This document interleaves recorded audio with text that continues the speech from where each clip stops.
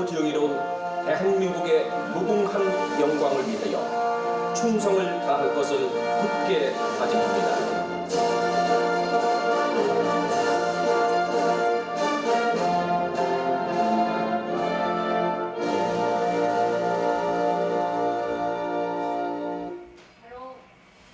그러면 이제 자리에 앉아주시기 바랍니다.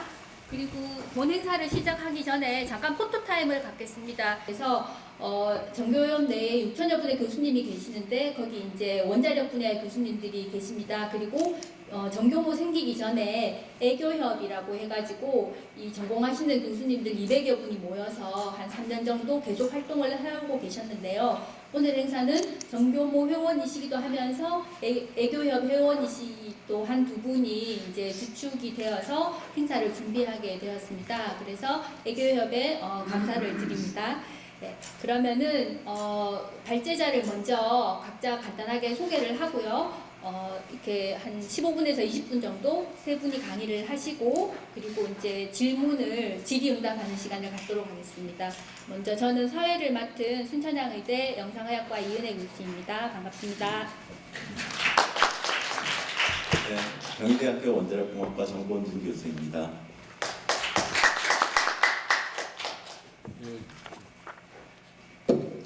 네, 저는 서울대학교 원자핵공학과 주한규입니다. 저는 애교협에서 기술정책 분과위원장도 겸임하고 있습니다.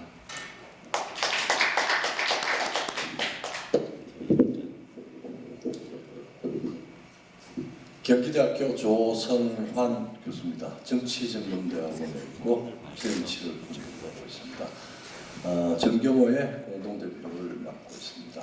여러분 감사합니다. 예, 그러면 이제 첫 번째 발제자이신 경희대학교 원자력공학과 정범진 교수님께서 탈원전 정책의 법적, 행정적 문제에 대해서 말씀해 주시겠습니다. 잘 부탁드리겠습니다. 네, 고맙습니다. 탈원전 정책의 법적, 행정적 문제에 대해서 말씀드리도록 하겠습니다.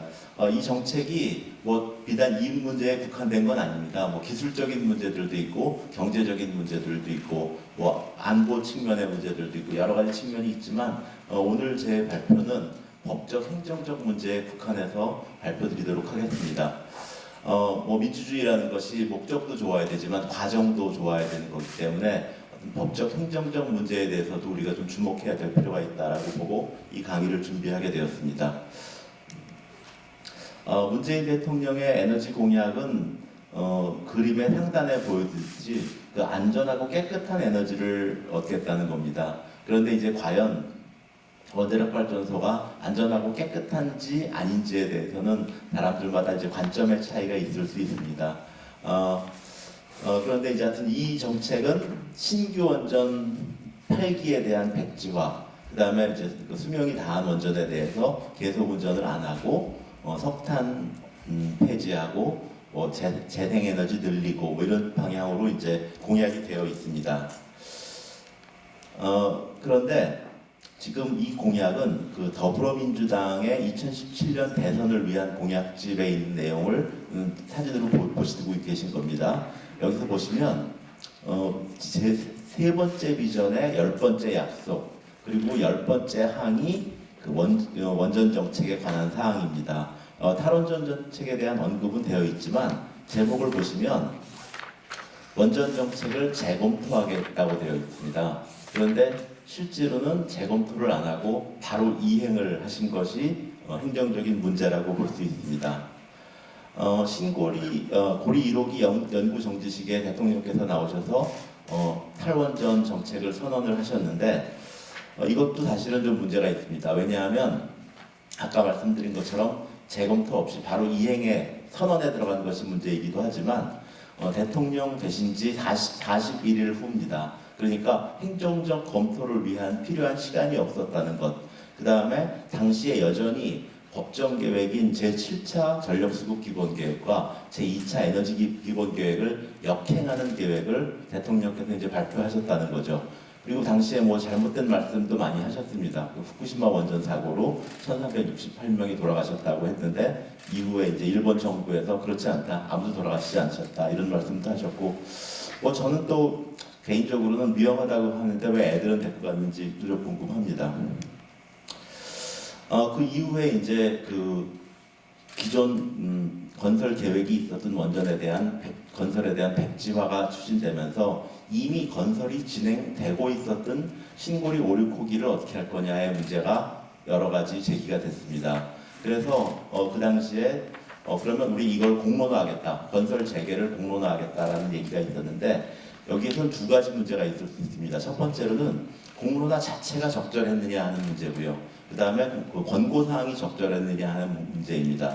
첫 번째, 공론화 자체가 적절했느냐 하는 문제는 이것이 왜 신고리 5,6호기에 대해서만 공론화를 할 것이냐, 탈원전 정책 전제에 대한 공론화를 했어야지 탈원전 정책은 기정사실화하고 신고리 5,6호기에 대한 공론화를 하는 것이 일종의 꼼수 아니냐 하는 것이 의견이었고요.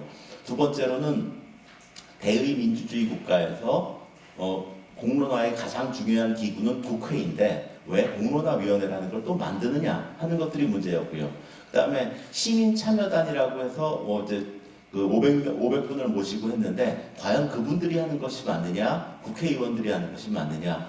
당연히 대의민주주의에서는 오른쪽입니다. 근데 이제 왼쪽에 파란 글씨로 돼 있는 것들이 이제 채택되었고요.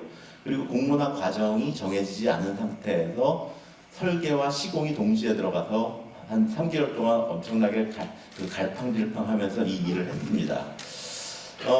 공론화의 권고사항이 이제 세 가지가 나왔습니다. 첫 번째로는 건설 재개를 하자는 입장이 이제 6대 4로 이겼기 때문에 신고리 5,6호기 건설은 재개한다 하는 게 첫 번째 권고사항이고요. 두 번째 권고사항은 원전 비중을 축소하는 방향으로 에너지 정책을 수립해라.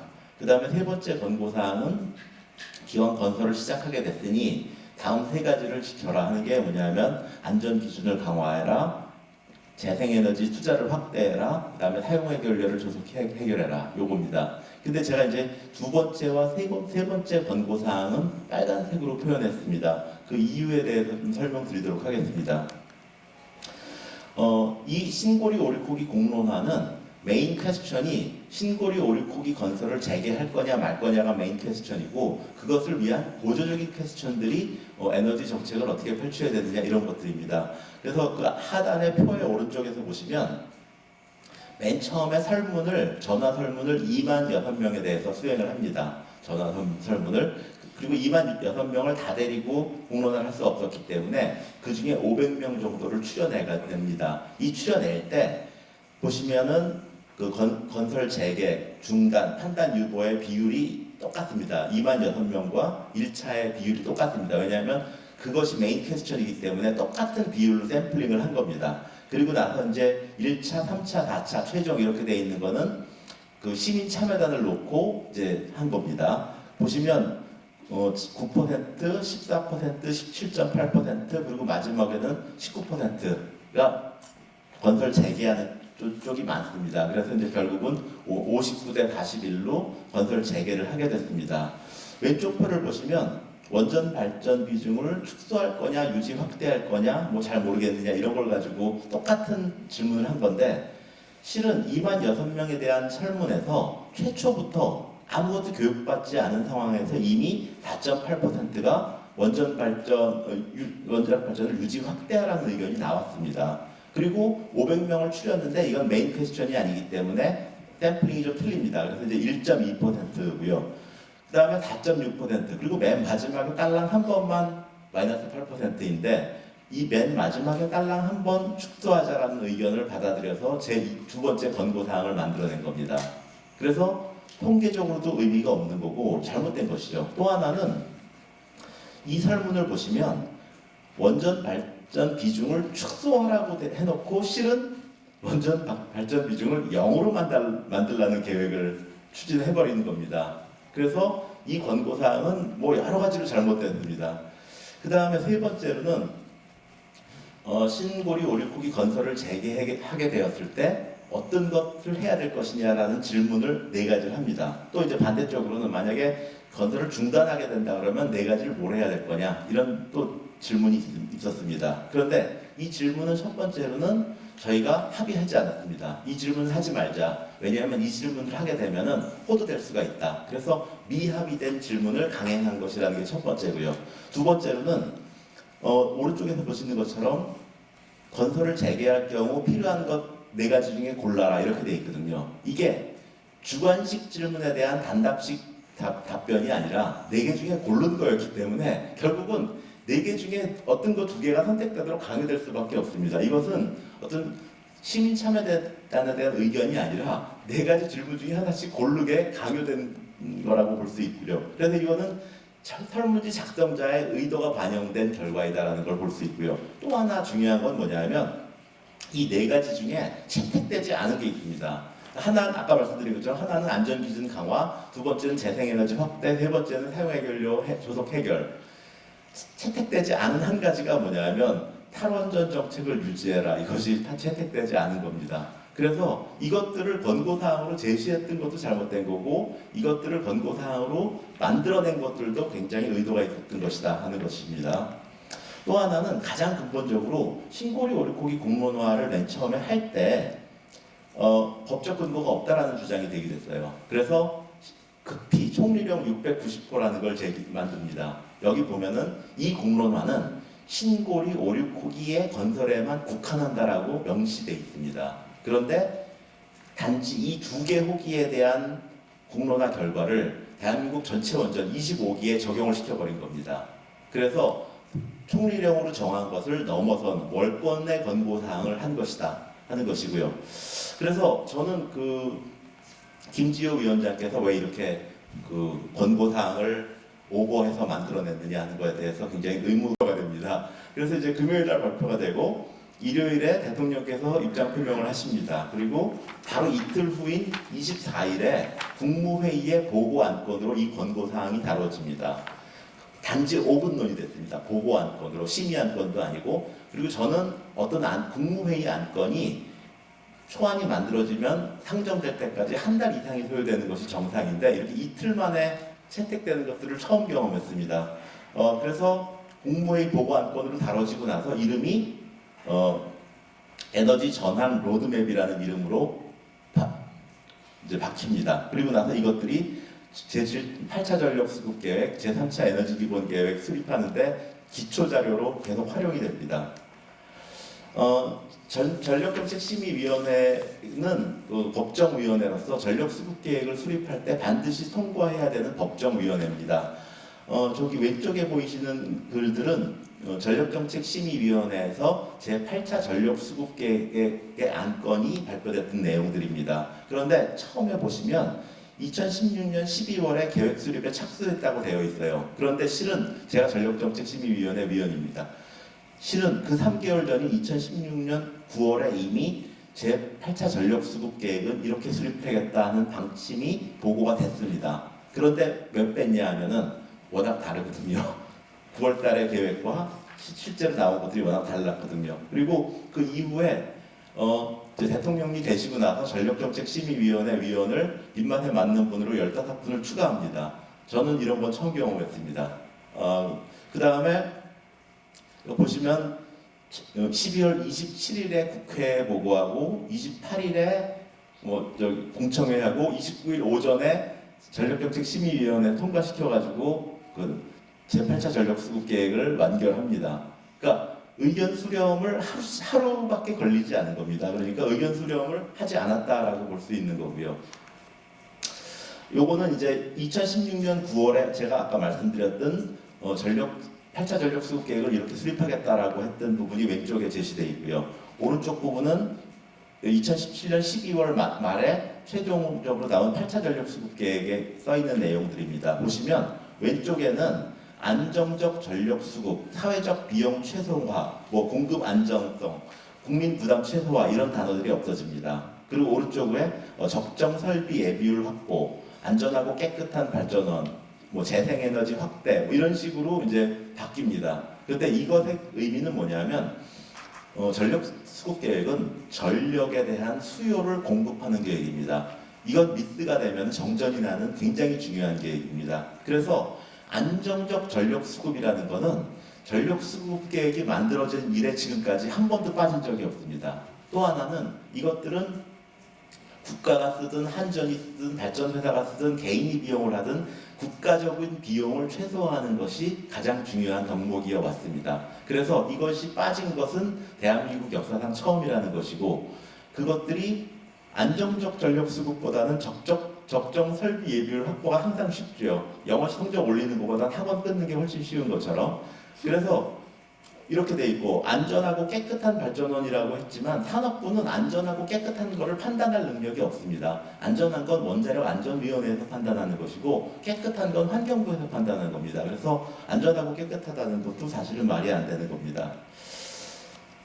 이 그림은 8차 전력 수급 계획에서 산업부에서 제시한 그림입니다. 2030년도에 보면은 7차 전력 수급 계획에서 113.2GW라는 양의 수요가 있을 것이다 라고 예측을 했습니다. 근데 8차 전력 수급 계획에서는 이것이 뚝 떨어져서 100.5밖에 필요하지 않을 것이다 라고 예측을 했습니다. 이유는 뭐냐면 이 정부에서 수명이 다한 원전을 전 세계가 다 연장해서 사용하지 않겠다고 했기 때문에 그렇게 해서 빠진 게 18GW입니다. 그 다음에 석탄 빠진 게 또 2GW가 빠집니다. 그래서 20GW가 빠지고 나니까 113.2에서 20을 빼고 나니까 뭘 채워넣어도 채워넣을 방법이 없는 겁니다. 왜냐?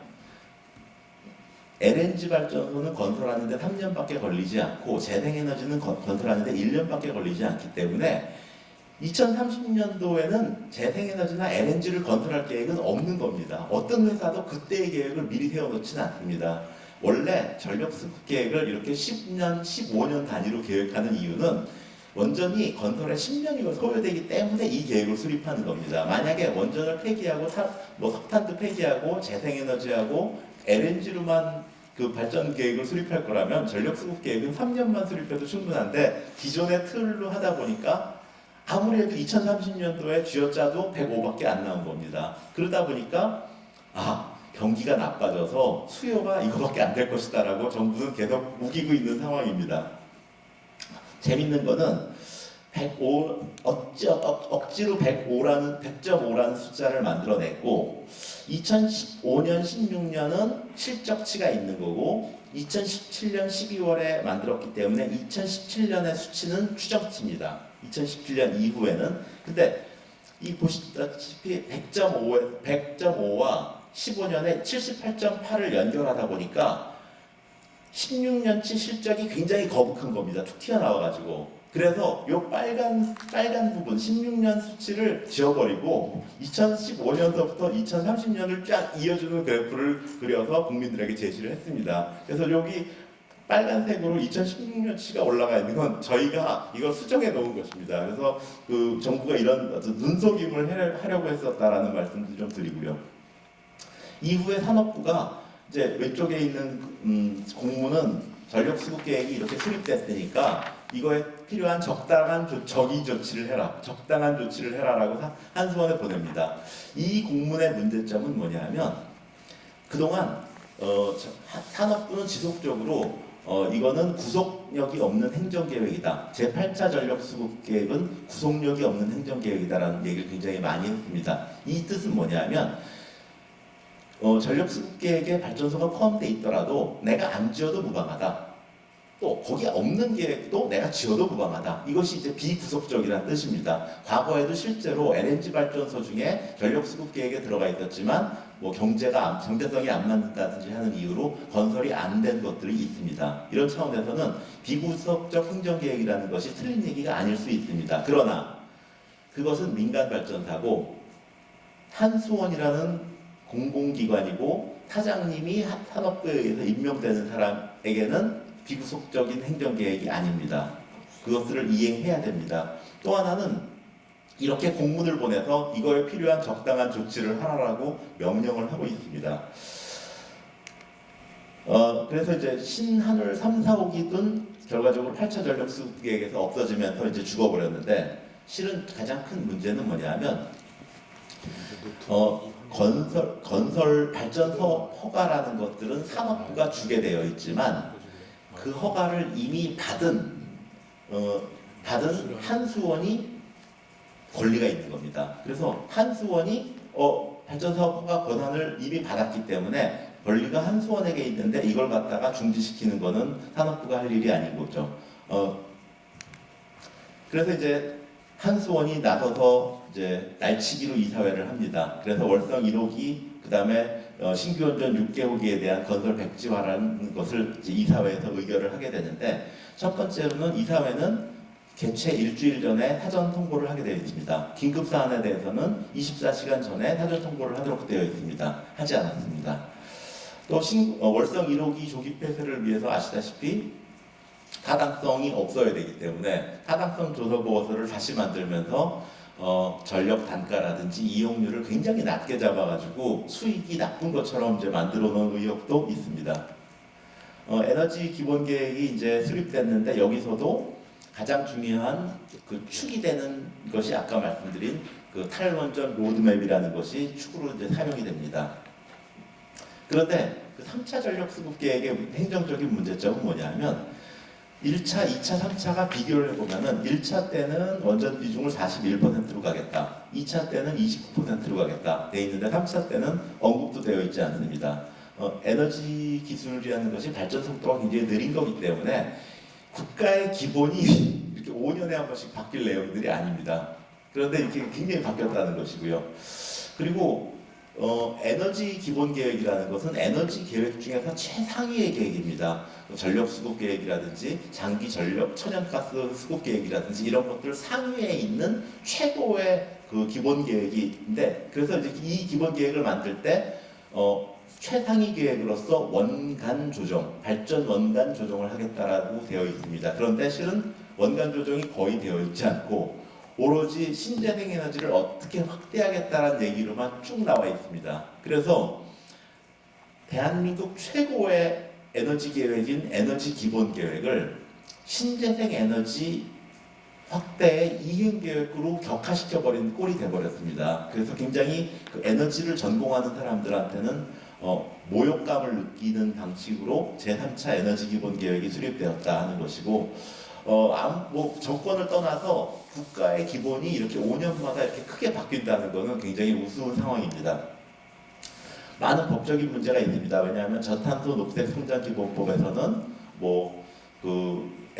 이 에너지 기본 계획에 담으란 내용들이 담겨지지 않은 것들이 있고요. 또 에너지법에서도 에너지 정책, 원자력 정책에 관한 사항을 담으라고 했지만 담지 않은 것들이 있고요.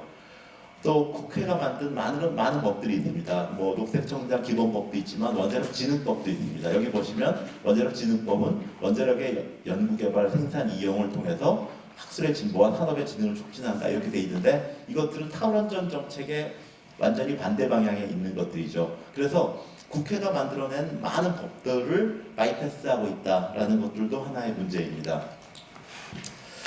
그리고 제9차 전력수급계획은 제8차 전력수급계획이 2017년 12월 29일에 확정이 되었기 때문에 2년 뒤라 그러면 최소한 2019년 12월 29일에 나와야 되는데 아직까지 초안도 나와 있지 않은 상태입니다.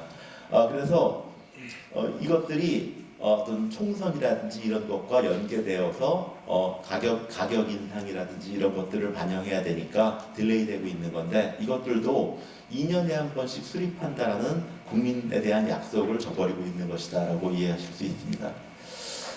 제가 볼 때는 뭐 법적으로 행정적으로 좀 좋은 시기가 돌아와서 재검토를 해야 될 내용들이 굉장히 많이 있습니다. 고맙습니다. 이거를 우리가 꼭 에너지 정책이 이제 잘못되어 있으니까 그걸 정상화시켜야 되겠다라는 측면에서 말씀을 드리겠습니다. 탈원전 정책은 그 시작된 논거 자체가 이렇게 문제가 있습니다. 이제 크게 세 가지 논거를 들 수 있는데, 첫 번째가 원자력 발전소는 안전하지 못하다라는 그런 안전성 오인인 문제가 있고요. 그 다음에 이제 사용 해결료 처분이 곤란하다, 안전한 처리 처분이 곤란하고 후대에 큰 악영향을 미친다라는 그런 주장이 있고, 그다음에 탈원전이 세계적인 추세다라는 또 주장이 있습니다. 그런데 이 세 개가 다 사실이 아니다, 잘못 알고 계신 거다라는 걸 제가 이 논거의 허구성에 대해서 오늘 좀 소개를 드리고요. 그 다음에 이제 탈원전 3년에 드러난 여러 가지 폐해들, 대표적으로 두산 중공업과 관련된 그 원전 기업들이 그 붕괴하고 몰락한 거, 그다음에 한전의 대규모 적자가 초래된 거, 그 밖에 또 이제 원자력 발전을 LNG로 대체함으로써 외화를 이제 낭비한 요소, 이런 거로 소개를 해드린 다음에 앞으로 지금까지 3년의 폐해뿐만 아니라 앞으로 이제 예상되는 그런 탈원전의 폐해, 대표적으로 전기료 인상이 불가피한데 그러면 이제 그 국민 경제가 부담해야 될 그 부담액이 얼마가 될 건가? 그다음에 이제 정부는 수출은 뭐 원전 수출 계속 한다는데 실제로는 이제 이 탈원전에 따라서 원전 수출이 불가능할 텐데 그거에 따른 피해는 얼마인가 어떨까 보고요. 그다음에 결국은 이 잘못된 에너지 정책, 비정상적인 에너지 정책을 정상화시키기 위해서는 원자력의 지속적인 이용이 필요한데 그 근거를 말씀드리고, 그래서 제가 주장하는 것은 이미 안전성, 환경성, 경제성이 검증된 원자력과 앞으로 이제 신재생도 효율이 좋아질 거니까 그걸 같이 적절히 조화시켜서 적정 에너지 믹스를 가지고 에너지 정책을 추진해야 된다 이런 말씀을 드리겠습니다. 아까 정봉진 교수님이 보여줬던 이 고리 1호기 영구정치 선포식의 연설 내용인데 1468명 사망했다고 되어 있는데 사실은 저 사망자는 방사선 위해로 된 게 아니고 수년 동안 이렇게 대피 생활을 하면서 스트레스로 돌아가신 분도 그 대피 과정에서 돌아가신 분이고, 이게 방사선하고 관련이 없다는 것은 과학적으로 유엔 그 방사선 영향 과학조사위원회라든지 세계 보건기구 같은 데서 여러 차례 그 과학적인 자료로 설명을 한 겁니다. 그리고 앞으로도 뭐 특별히 암 발생이 증가해서 사망자가 늘을 것 같다는 그런 예측도 없다라는 게 사실이고요. 이때 말씀을 하실 때 경주 지진을 이렇게 언급을 하셨는데 어떤 표현을 쓰셨냐면 일본같이 지진에 잘 대비되어 있는 나라에서도 동일본 대지진으로 후쿠시마 사고가 발생을 했고 1368명이 죽었다 이제 이런 말씀을 하셨는데, 사실 그 후쿠시마 사고는 지진이 원인이 아니고 쓰나미가 원인입니다. 그러면서 이제 우리나라도 지진 때문에 지진이 치명적이 될 수 있으니까 원전 안전을 확보하기 위해서 탈원전을 해야 된다 이런 주장을 하셨는데, 말씀드린 대로 후쿠시마 사고는 지진 원인이 아니고 쓰나미인데요. 이 그림이 태평양에서 일본 동해안을 이렇게 바라보는 그림입니다. 여기 보면 일본 동해안에 5개의 원전 부지가 있었는데 여기 에피센터라 되어 있는 이 지점이 이제 진앙이고요. 여기서 지진이 규모 9인 지진이 일어났고, 지진이 일어나니까 이제 송전선이 끊어졌어요. 근데 원자력 발전소는 정지가 된 상태에서도 냉각을 시켜줘야 하는 그런 문제가 있습니다. 그런데 송전선이 끊어지면 발전기가 안 돌아가니까 일단 원전은 다 정지시키고 비상 발전기를 돌려서 이제 냉각을 시키는데 5개의 발전소 부지에서 다 비상 발전기가 잘 돌아가고 있었습니다. 그런데 40분 뒤에 지진이 일어난 뒤 40분 뒤에 쓰나미가 왔고, 나머지 4개 발전소 부지는 괜찮았는데 여기 있는 후쿠시마 제1발전소 부지에서만 쓰나미의 파고가 원전의 그 높이보다 부지 높이보다 높아서 침수가 됐습니다. 그래서 비상 발전기가 돌아가지 못했고 원전을 제대로 정지 냉각을 제대로 시키지 못해서 사고가 났는데, 여기 보면 진앙에 훨씬 가까운 오나가와라는 발전소가 있습니다. 이 오나가와 발전소는 가깝기 때문에 지진도 더 세게 왔고 쓰나미도 더 높게 왔는데, 이거는 건설할 당시부터 좀 높게 졌습니다. 쓰나미 이력을 고려해서 높게 지어서 침수가 안 됐고, 그 덕분에 발전소는 안전하게 가동을 할 수 있었고, 정지를 시켜서 안전하게 유지를 할 수 있었고요. 지진 피해가 난 게 보이는데, 그래서 그 동네 사람들이 쓰나미 피해를 받았던 300여 주민들이 여기 동네 체육관에 와가지고 3개월 동안 이렇게 대피를 한 적도 있습니다. 이게 역설적으로 원전이 얼마나 이 지진에 대해서 강건히 대비되어 있는지 그걸 잘 보여주는 그런 사례입니다. 이거 말고도 원전이 이제 소위 내진 설계 기준이라는 게 있고 그거에 따라서 건설되는데, 그보다 훨씬 센 지진이 온 경우가 왔지만 아무 문제 없이 잘 정지된 경우가 다수 사례가 있습니다. 그래서 경주 지진이 왔지만 사실 경주 지진이 그렇게 크게 온 것도 아니고 첨성대가 그 1300여 년을 버텼던 그런 첨성대가 무너질 정도가 아니라 크게 크지 않은 지진이고 거기에 대해서 과민할 필요가 전혀 없었던 겁니다. 그리고 이제 우리나라 발전소는 또 일본의 그 후쿠시마 발전소나 또 소련의 체르노빌 발전소하고는 다르게 이렇게 이제 경락 건물이라는 게 아주 견고한 게 있습니다. 이 그림이 세계에서 최초로 원자로가 녹는 사고가 났던 그 3마일 섬 사고 사진인데 여기 보면 이쪽에 이제 검게 되어 있는 게 이게 3마일 섬 TMI 2호기가 이제 사고가 나서 이렇게 정지돼서 못 쓰게 된 거고요. 저 옆에 있는 TMI 1호기는 이게 이제 1979년에 사고가 났는데 작년까지 2019년까지 40년 동안 아무 문제 없이 이렇게 가동을 하고 이제 작년에 멈췄습니다. 여기서 원자로가 녹는 사고가 났지만 이 안에 경락 건물이 여기 경락 건물입니다. 경락 건물이 잘 건전성을 유지하고 있었기 때문에 원자로에서 녹은 그 원자로가 녹아서 생긴 그 방사성 폐기물들이 경락 건물 밖으로 빠져나갈 수가 없었기 때문에 환경이 아주 안전하게 잘 유지가 될 수 있었던 겁니다.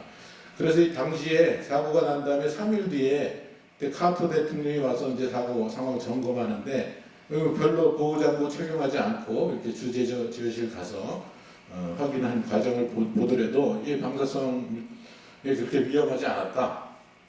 그래서 우리가 아주 강력하게 말씀드릴 수 있는 것은 우리나라 원전은 이 3마일 원전 같이 소위 가압수용 원전이고 그다음에 이런 견고한 경락 건물이 있어가지고 원자로가 만약에 사고가 나서 원자로가 녹는 그런 경우가 발생을 하더라도 방사성 물질이 외부로 유출되지 않고 충분히 밀폐시킬 수 있다.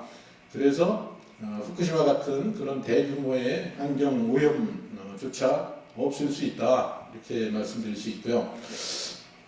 사실 원자력 안전성의 진실에 대해서 말씀드리면 우리나라에서는 특별히 지난 40여 년 동안 무사고 아무 그 유의미한 방사성 물질의 유출도 없었고 이거는 대통령께서 지난 2018년에 체포에 가서 원전 세일즈 하시면서도 강조를 하신 말씀입니다. 40년 동안 원전 무사고였었다.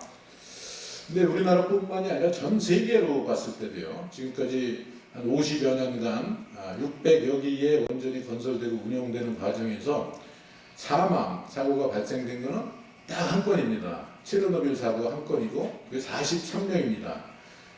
후쿠시마 사고는 아까 말씀드렸지만 원전의 그 직접적인 사고 피해로 방사선 피해로 죽은 사람은 한 명도 없고요. 그래서 방사선으로 죽은 사람은 여태까지 43명에 불과하다. 그리고 지금 말씀드린 대로 가압 수용 원전, 우리나라 일본은 이제 비등 수용 원전이라는 건데 우리나라 가압 수용 원전 같은 경우에는 유의미한 방사선 유출 사고조차 하나도 없었다. 이런 말씀드릴 수 있고요. 그래서 많은 국민들이 잘못 아시는 것하고는 달리 원전은 여러 가지 발전원 중에서 특히 석탄 화력이라든지 LNG라든지 심지어 태양광에 비해서도 그 생산된 전력에 비해서 그 생명 안전성이 최고다. 죽은 사람이 거의 없다. 이런 말씀을 감히 드릴 수가 있습니다. 그 다음에 이제 또 중요한 그 탈원전의 논거 중에 하나가 사용후 해결료 처리 처분이 곤란하다. 이제 그런데 사실상은 또 그렇지도 않습니다. 이 사용후 해결료는 쓰고 난 거는 여기 그림에서 보이는 것 같이 두꺼운 구리 용기, 두께가 한 5cm 정도 되는 이 구리 용기 안에다 이렇게 담습니다.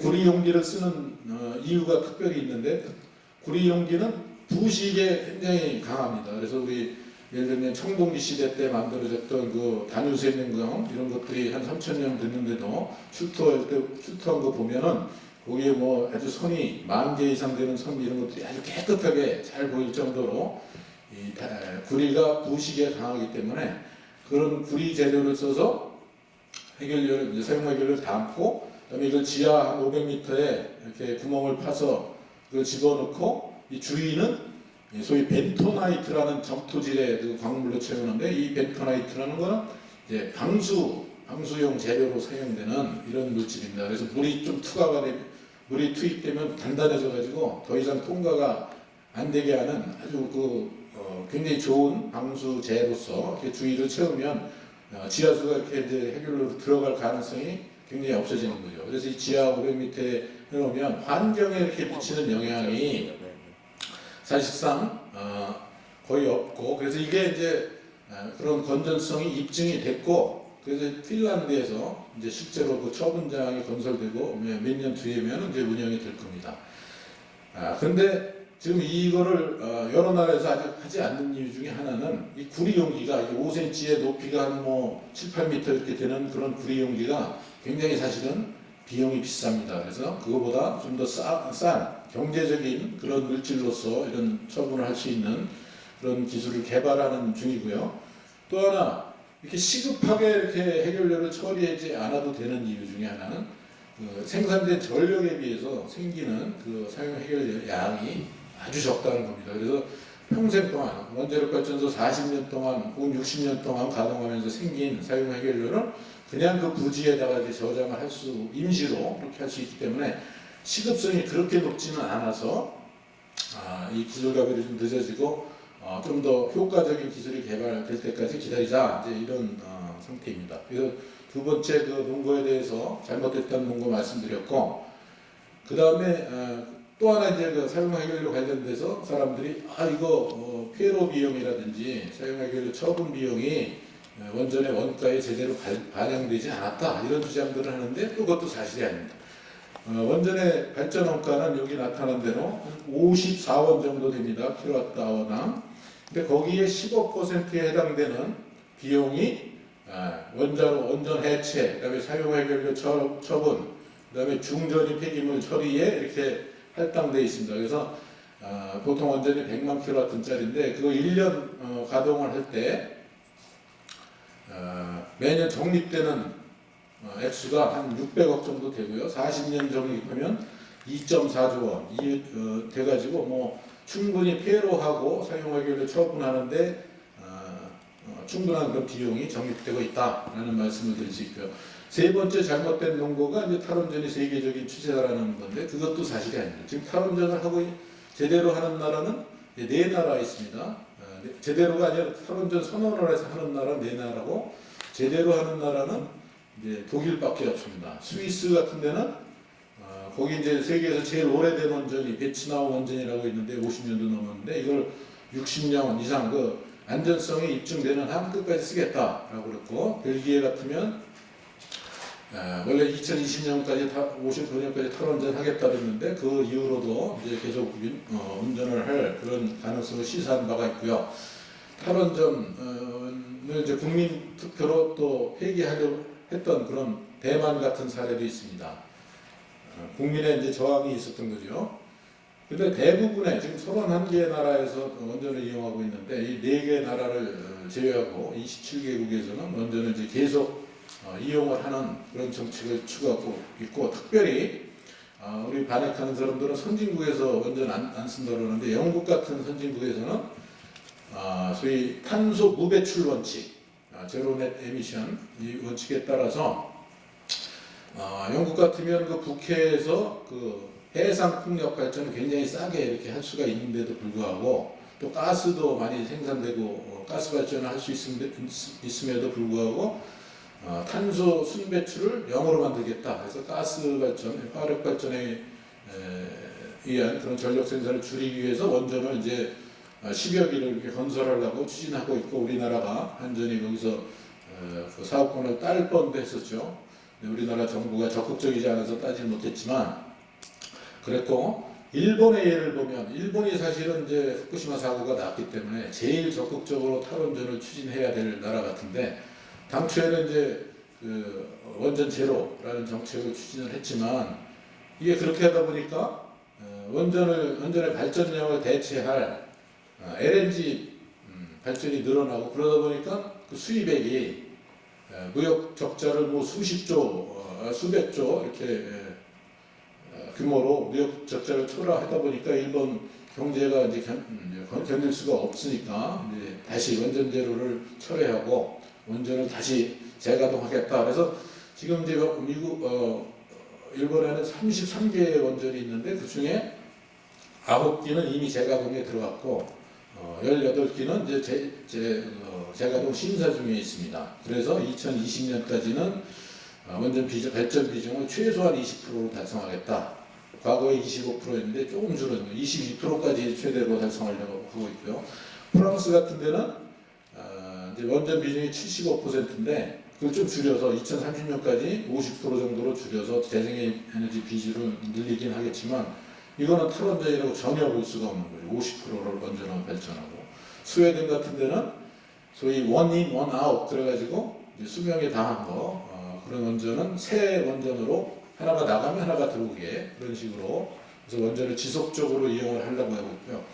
탈원전 국가가 4개국이라 그랬는데 실제로 이제 원전을 새로 도입하는 국가가 이미 4개고요. UAE, 터키, 벨라루스, 방글라데시.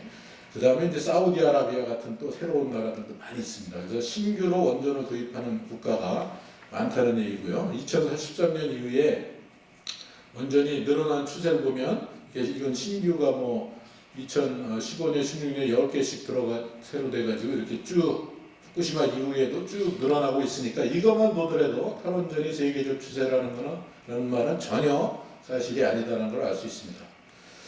자, 그다음 지금까지 이제 탈원전 논거가 허구였다. 그 3가지 관점에서 말씀드렸는데 지금부터는 이제 그렇게 잘못된 근거에서 시작된 탈원전이 얼마나 큰 그런 폐해를 유발했는가를 설명을 드리겠습니다. 첫 번째가 산업적 폐해의 대표적인 게 두산중공업의 몰락입니다. 이 두산중공업은 3년 전에 주가가 22,000원이었는데 지금은 3,600원도 안 돼서 6분의 1로 떨어졌고요. 일감이 사실은 두산중공업은 이제 신한울 3, 4호기라든지 그다음에 또 대진이나 이런 천지발전소 그래서 6개의 신규 원전을 건설할 그런 물량을 이제 예정을 하고 있었는데 특별히 신한울 같은 경우에는 이미 거기 공사가 시작됐기 때문에 그 부품, 설비 이런 걸 만들어 놓은 게 있었는데 이제 이런 탈원전 정책에 따라서 신규 원전이 전면 금지됐고 그래서 일감이 사라져가지고 공장 가동률이 올해는 10% 정도밖에 안 되고 그러니까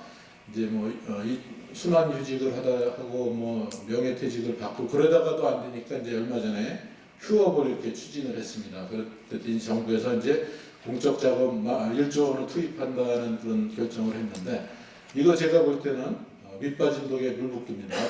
미래 비전이 없는 회사에다가 그냥 국민의 세금만 투입하는 건데 그것보다는 훨씬 그 유효한 방법은 이미 자금도 확보되어 있고 건설도 시작해 있는 신한울 3, 4호기 건설을 재개를 하면 됩니다. 그러면 돈도 있고 두산중공업만 사실 사는 게 아니고 그 밑에 지금 말씀드리겠지만 그 협력업체들도 지금 다 죽어가고 있는데 그런 협력업체들 거기서 일하는 노동자들 다 살릴 수 있습니다. 신한울 3, 4호기의 건설 재개가 아주 시급한데요.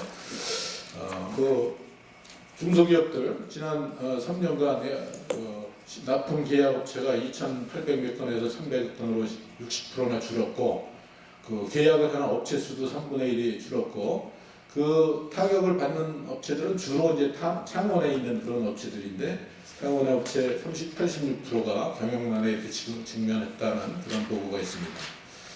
그 다음에 이제 탈원전의 국민 경제적 피해를 보면은 대표적인 게 한전의 적자입니다. 한전이 탈원전 전에는 12조 원에 2016년에 12조 원의 이런 흑자를 기록하던 기업이었는데 재작년에 2천억 적자를 하다가 급기야 작년에는 이제 1조 3,566억 어마어마한 적자를 기록하고 부채율도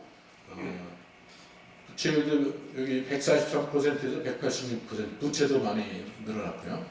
근데 이렇게 이제 한전의 적자가 생긴 원인은 뭐하고 직결되어 있냐면 이 원전의 이용률입니다. 원전이 과거에는 탈원전 2년 이전에는 85%, 90% 이렇게 원전 이용률이 됐었는데 이게 이제 재작년에는 66%밖에 안 되고 작년에 좀 올라갔지만 70%가 안 됩니다. 사실은 월성 1호기 정지된 것까지 포함을 하면 그래서 원전은 사실은 제일 싸게 발전할 수 있는 그런 발전원인데 원전으로 발전을 안 하고 비싼 LNG, 신재생 이런 거 늘리다 보니까 한전은 적자를 면할 길이 없는 거고요. 근데 한전이 적자를 계속 보면은 이제 사실은 안 됩니다. 왜냐면 한전은 미국 해외 시장에 상장돼 있는 뉴욕 시장에 상장돼 있는 주식 회사고, 그럼 이제 외국인 투자자들이 자기들 주가도 떨어지고 수익도 못 내고 그래서 소송을 제기할 가능성도 있고, 그래서 결국 한전은 전기료를 올릴 수밖에 없는데 국가가 올리는 거죠. 올리는데 산업용 전기를 이제 올리려고 그럽니다. 예. 주거용, 주택용 전기를 올리면 이제 국민의 반발이 심할 테니까 산업용 전기를 올리려고 하는데, 우리가 잘못 알고 있는 게 우리나라 전기료가 굉장히 싸다. 근데 주거용 전기료가 싼 거는 확실한 사실입니다. 우리나라가 OECD 국가 중에 3번째로 싼데, 산업용 전기료는 여기 그림에서 보듯이 17번째로 쌉니다. 우리나라보다 싼 나라가 16개 나라가 있습니다. 스웨덴, 미국 이렇게 있지만 캐나다 이런 데는 자원이 많으니까 싸죠. 근데 물론 우리나라 일본이나 독일보다는 비싸지만 아주 싸지는 않다. 우리나라보다 싼 나라가 16개 나라가 있고, 특별히 우리나라 전기요금 체제에 문제가 되는 거는 산업용 전기가 주택용 전기보다 비싸다. 이게 문제입니다. 다른 모든 나라는 산업용 전기요금이 주택용의 한 60%, 70%밖에 안 됩니다. 이게 이제 기본적으로 산업용은 고압으로 들어가기 때문에 원가가 싼 그런 요인도 있지만, 정책적으로 이제 경쟁력 강화를 위해서 산업용 전기를 낮춰주는데, 우리나라는 이제 거꾸로 지금 이미 산업용 전기는 비싼 상태에 있는데 그거를 더 올리게 된 그런 상황이 오니까, 이미 악화된 제조업의 경쟁력이 전기료 올라가서 더 악화될 그런 문제가 있다는 겁니다. 그리고 지금 탈원전을 하면서 부족해진 전력을 LNG 발전과 석탄 화력 발전 증대로 채웠는데요. 그렇게 되면 이제 LNG 도입량과 도입액이 늘어나겠죠. 이제 이 그림을 보면은 이 주황색 커브가 이제 원자력 발전량이고, 이 파란 게 LNG 도입액입니다. 근데 이걸 보면 원자력 발전이 많을 때는 LNG 도입액이 적었고, 거꾸로 원자력 발전이 줄어들면 LNG 도입액이 늘고, 소위 역동조 현상이 아주 명확하게 이렇게 나타나는 걸 볼 수 있습니다. 근데 2016년에는 LNG 가격이 굉장히 쌌었어요. 단가가 쌌었는데 2018년 가면은 단가도 한 40% 정도 올랐는데다가 LNG 발전량이 늘어나가지고 그게 곱해져가지고 LNG 도입액이 엄청나게 늘어났는데, 그거를 이제 만약에 탈원전을 안 하고 과거처럼 원전의 발전 비중을 한 30% 2016년 수준으로 유지를 했다고 보면, 그러면 LNG를 그만큼 덜 수입을 해도 됐겠죠. 그 비용을 계산을 해보면 그게 최소 한 3조 한 2,500억 정도 된다. 지난 3년 동안에 원전 발전량을 줄이고 LNG 발전을 늘림으로 인해서 우리가 불필요하게, 그러니까 외국으로 지출 안 해도 될 그런 돈을 냈던 게 그 정도 된다는 거고요. 그 다음에 이제 이 탈원전이 LNG 발전만 증가시킨 게 아니고 석탄 화력 발전도 증가시켰습니다. 이게 이제 석탄 화력 발전량이고요. 요게 LNG 발전 증가량, 그다음에 요게 이제 원자력인데, 원자력이 지난 3년간 떨어졌죠. 그래서 2017년에는 대부분은 석탄 발전 증가로 충당을 했고, 2018년에는 이제 그게 LNG로 또 대체가 됐습니다. 그래서 요거를 2018년 대비해서 발전량 감소된 거를 이제 기가와트 이어, 기가와트 이어는 이제 100만 킬로와트짜리 발전을 1년 동안 한 거 그 단위인데요. 보면은 이제 원자력이 이제 3.3 기가와트 줄었는데 석탄이 2.9 늘고 가스가 3.6 늘고 그랬습니다. 근데 이거 더하면 원자력 줄은 것보다는 좀 많죠. 그거는 발전량 자체가 좀 늘은 것도 있고, 그 다음에 이제 중유 발전이 좀 줄어든 그런 효과도 있습니다. 그 중유 발전이 줄은 거는 좀 다행이긴 한데, 어쨌든 화력 발전이 석탄과 가스하고 이렇게 늘게 되면은 결국 거기서 초래되는 건 뭐냐? 첫 번째는 미세먼지의 증가입니다. 그래서 미세먼지가 여기 지금 5년간 자료, 6년간 자료가 2018년까지 있는데 PM10이 나쁨인 일수가 14일에서 21일로 2018년에 늘었습니다. 2019년에도 아마 마찬가지로 더 늘었을 텐데, 그렇게 미세먼지 문제가 심각하니까 국가기후환경회의 이런 데서 이런 게 만들어져 가지고 이제 대책을 수기하고 있는 거죠. 첫 번째가 미세먼지고 두 번째가 이제 온실가스 증가입니다. 이게 우리나라가 온실가스 그 감축 로드맵에 따르면 2016년부터 2030년까지 매년 한 360만 톤씩 이렇게 온실가스를 줄여갔어야 되는데 오히려 석탄이나 이제 LNG가 늘면서 이렇게 늘어났습니다. 그래서 3년간 누적해 보면 이게 5,100만 톤이고요. 사실 여기 줄여서 여기 삼각형의 면적, 이게 줄여갔어야 되는 면적은 360만 톤 곱하기 이제 3년 하면은 그게 그 면적을 해보면 2,200만 톤인데 2,200만 톤을 줄여갔어야 되는데 오히려 5,100만 톤이 늘었다. 그래서 목표 대비로 해서는 7,300만 톤이나 늘어난 거다. 그렇게 된 이유는 이제 석탄 발전 같으면 가동시만 해도 킬로와트아워당 760g의 이산화탄소가 생깁니다. 그다음에 이제 뭐 전 생애를 보면 채굴하는 과정 이런 거 다 합치면 820인데 원전은 사실 가동할 땐 0. 이 생애를 보면 뭐 건설할 때 콘크리트도 치고 뭐 철근도 만들고 그다음에 해결료 만들 때도 좀 들어가니까 얼마 그 생애로 보면 12g 나오지만 가동할 땐 0입니다. 그래서 석탄 발전 같으면 이제 100만 킬로와트짜리 1년 가동을 하게 되면 670만 톤의 이산화탄소가 나오고 가스는 그거 이제 반이 좀 안 되지만 그것도 역시 상당한 이산화탄소를 발생을 시키는데 석탄 발전에 의한 이산화탄소 발생 증가는 그 환경적인 문제뿐만이 아니라 이게 이제 경제적으로도 큰 부담이 됩니다. 탄소세가 요새 이제 톤당 4만 원 정도 되는데 많이 올라서 그게 그러면 킬로그램으로 치면 40원이거든요. 그러면 그게 탄소세로 부담하는 석탄 발전의 경우 원가 부담이 킬로와트아워당 한 30원 정도 됩니다. 지금 발전 원가가 한 70원, 80원 그렇거든요. 거기다가 30원이 추가로 이제 석탄은 부담이 돼야 되는 겁니다. 그래서 이 석탄 발전, 화력 발전은 크게 늘리면 당연히 줄여가는 게 이제 맞는 얘기고요. 지금까지는 이제 과거 3년의 그 탈원전의 폐해에 대해서 말씀드렸는데 앞으로는 이제 이대로 계속 가면은 어떤 그 악영향이 있을까, 어떤 그 경제적인 피해가 있을까 그거를 이제 말씀드리겠습니다. 그래서 저희 원자력 정책센터, 서울대학교 원자력 정책센터에서 이 8차 전력 수급 계획, 그다음에 제3차 에너지 기본 계획대로 발전이 되게 되면 신재생이 늘고 원자력 줄고 그렇게 되면 전기요금이 얼마나 오를까 계산을 해봤더니 2030년까지는 23%가 오를 거고 2040년까지 그러니까 이때는 신재생 비중이 35%가 되거든요. 2030년 20% 그게 훨씬 더 오르는데 그러면 이제 전기요금이 빨간 주황색처럼 이렇게 올라갑니다. 거기다가 전력 생산량도 이게 8차 전력 수급 계획에 따라서 전기 생산량 소비량도 좀 늘고 그래서 는 전력량에다가 이제 오른 요금을 곱해서 추가로 이제 국민이 부담해야 될 전기료 전 국민이 부담해야 될 전기료 계산해 보면 2040년까지 283조 원이다. 2030년까지는 이게 83조 원입니다. 여기 인상률이 좀 작기 때문에 상대적으로 작기 때문에 나머지 200조는 이제 2030년부터 40년 사이에 그렇게 부담해야 되는 이게 사실 어마어마한 돈이죠. 우리나라 예산이 500조 정도 됐는데 반보다 훨씬 많은 그런 비용이고요.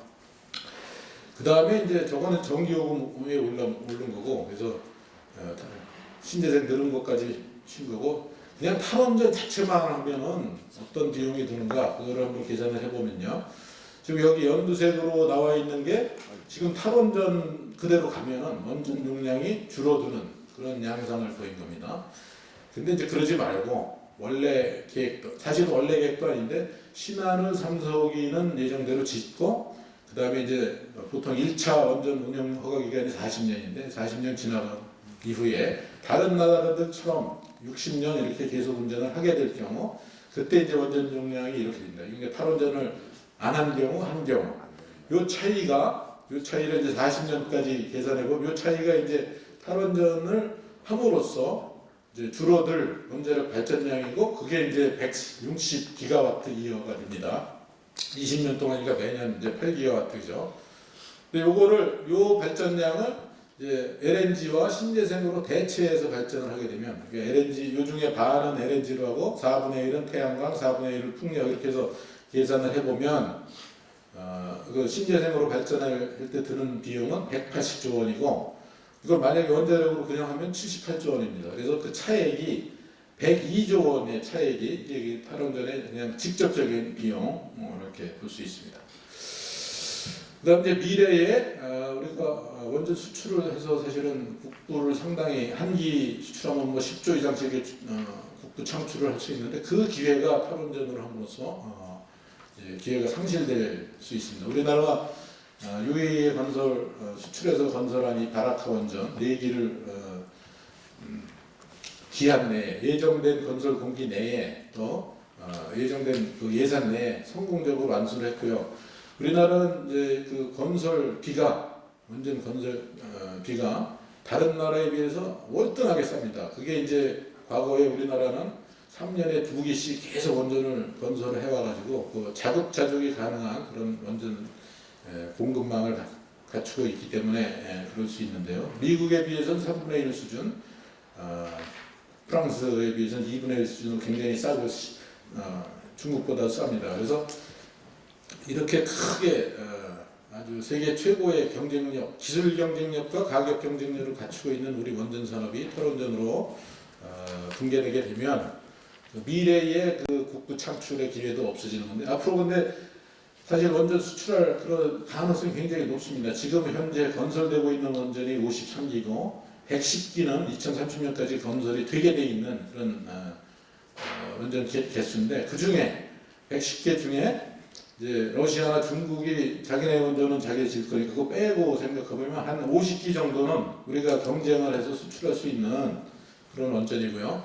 이거 말고도 2040년 이렇게 쭉 전망을 보면 그 IEA라고 국제에너지기구에서 전망한 게 있는데 재생에너지가 이제 급격하게 느는 거는 맞습니다. 그렇지만 원전도 최소한 연 1.7%씩 이렇게 늘어나고 그게 퇴역하는 원전도 있으니까 신규 원전이 2040년까지 233 내지 350, 그러니까 한 300기 정도는 이제 원전을 건설할 수요가 있다는 겁니다. 거기에 우리가 지금 세계 최고의 경쟁력을 갖추고 있으니까 탈원전 안 하면 그 다 수주할 가능성이 높은데 지금 이제 두산같이 휴업하고 직원 다 해고하고 이렇게 되면 그 기반이 다 무너지는 거 아닙니까? 두산뿐만이 아니고 그 관련된 중소기업들도 마찬가지인데 그 원전산업이 붕괴되면 수출할 가능성도 줄어들고 그 다음에 만약에 수출이 성사되더라도 그 성공적으로 바라카 같이 제때에 예산 내에 지을 수 있는 그런 가능성도 줄어드는 겁니다. 그래서 탈원전은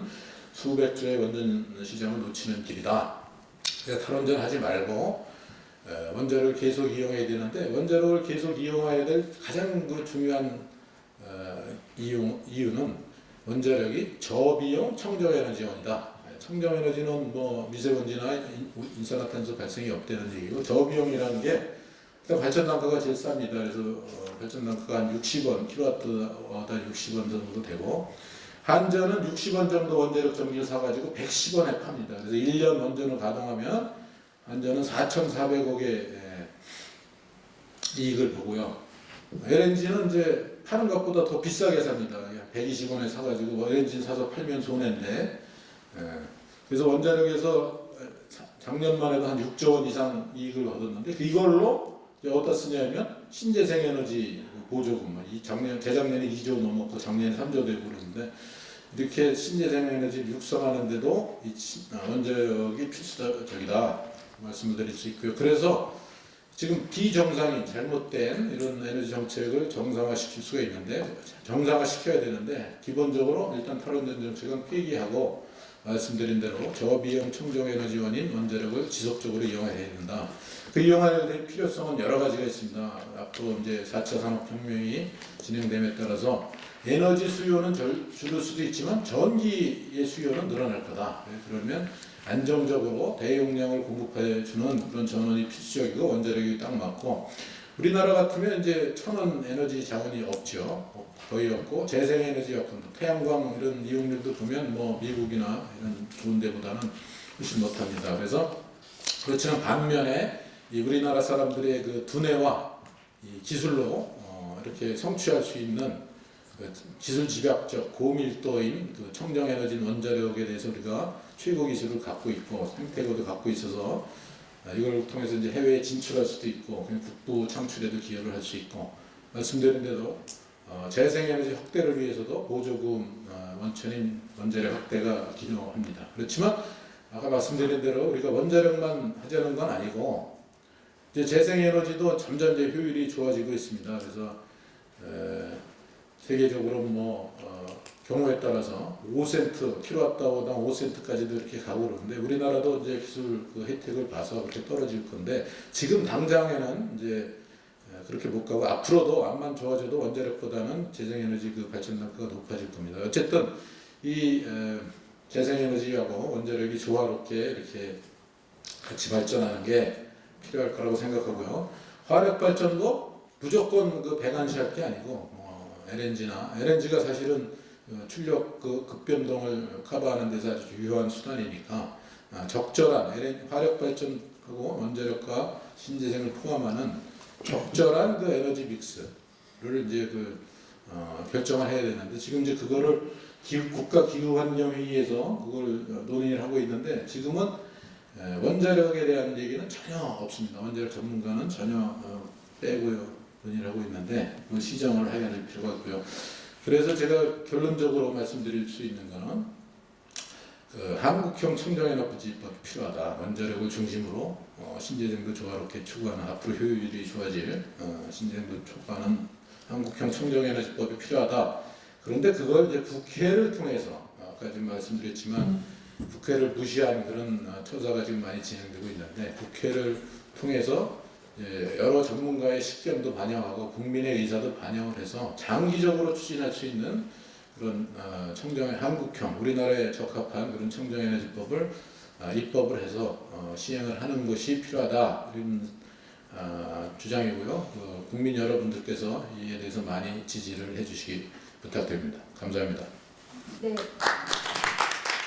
교수님 많이 잘들었습니다. 그럼 이제 요약을 간단하게 해보면은 탈원전에 그 후쿠시마는 지진 피해가 아니라 쓰나미 피해인데 대통령이 경주 지진을 이용해서 호소를 했고 우리나라의 과학 수형은 유출 사고가 없는 구조이기 때문에 안전하다는 것과 사용 후 핵 연료가 소량밖에 안 나오고 이미 발전 원가에 다 반영이 되어 있기 때문에 충분히 처리할 수 있는데 이것을 호도했다는 것 그리고 실제로 원전을 축소한 나라는 독일밖에 없는데 이게 마치 세계적인 추세인 것처럼 거짓말했다는 것 이거는 이제 호소이고요.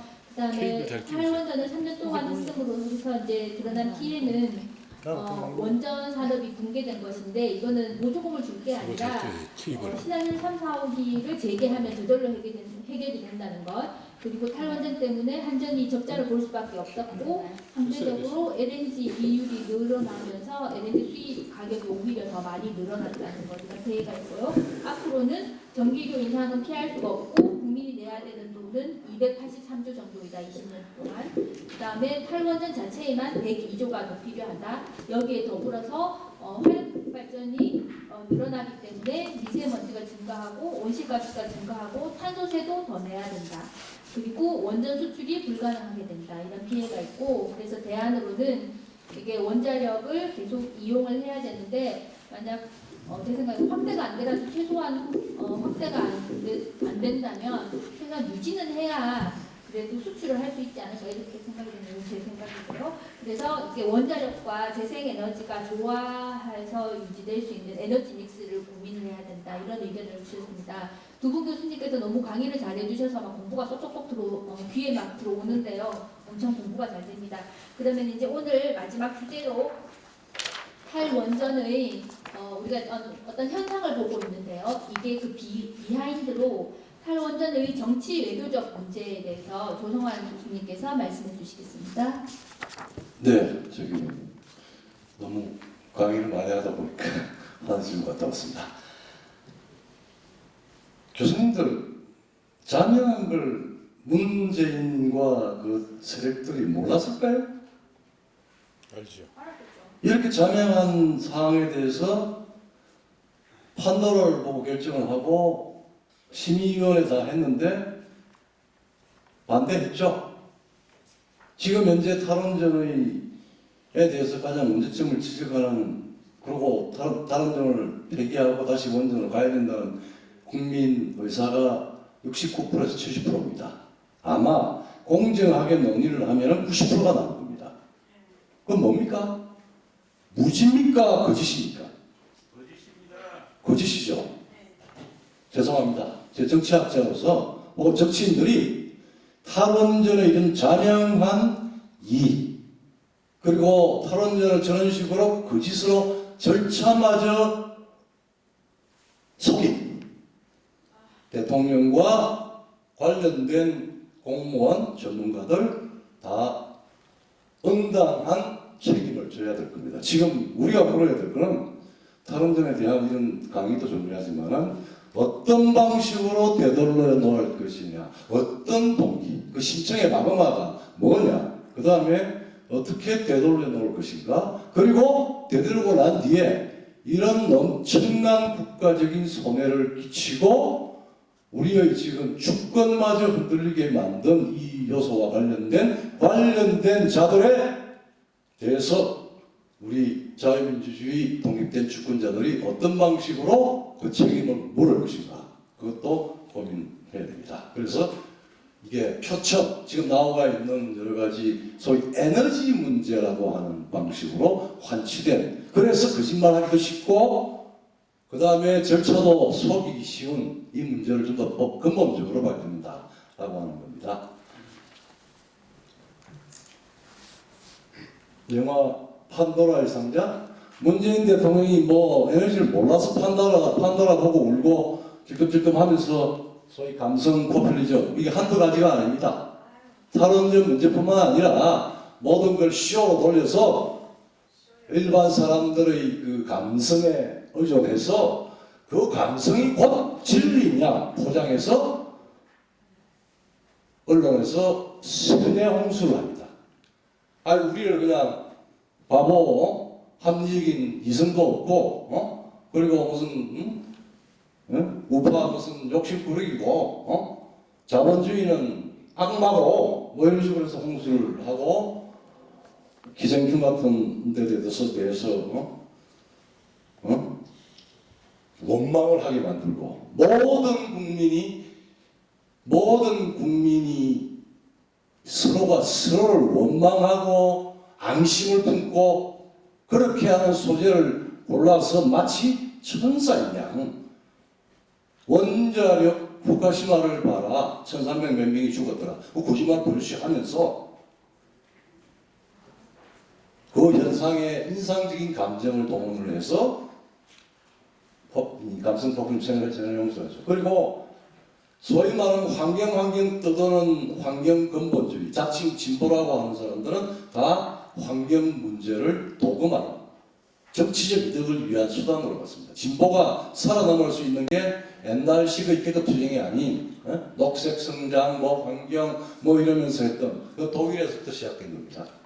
그리고 유토피아 때 유토피아를 주장하면서 사실은 그 현실은 디스토피아입니다. 지금 한전을 보십시오.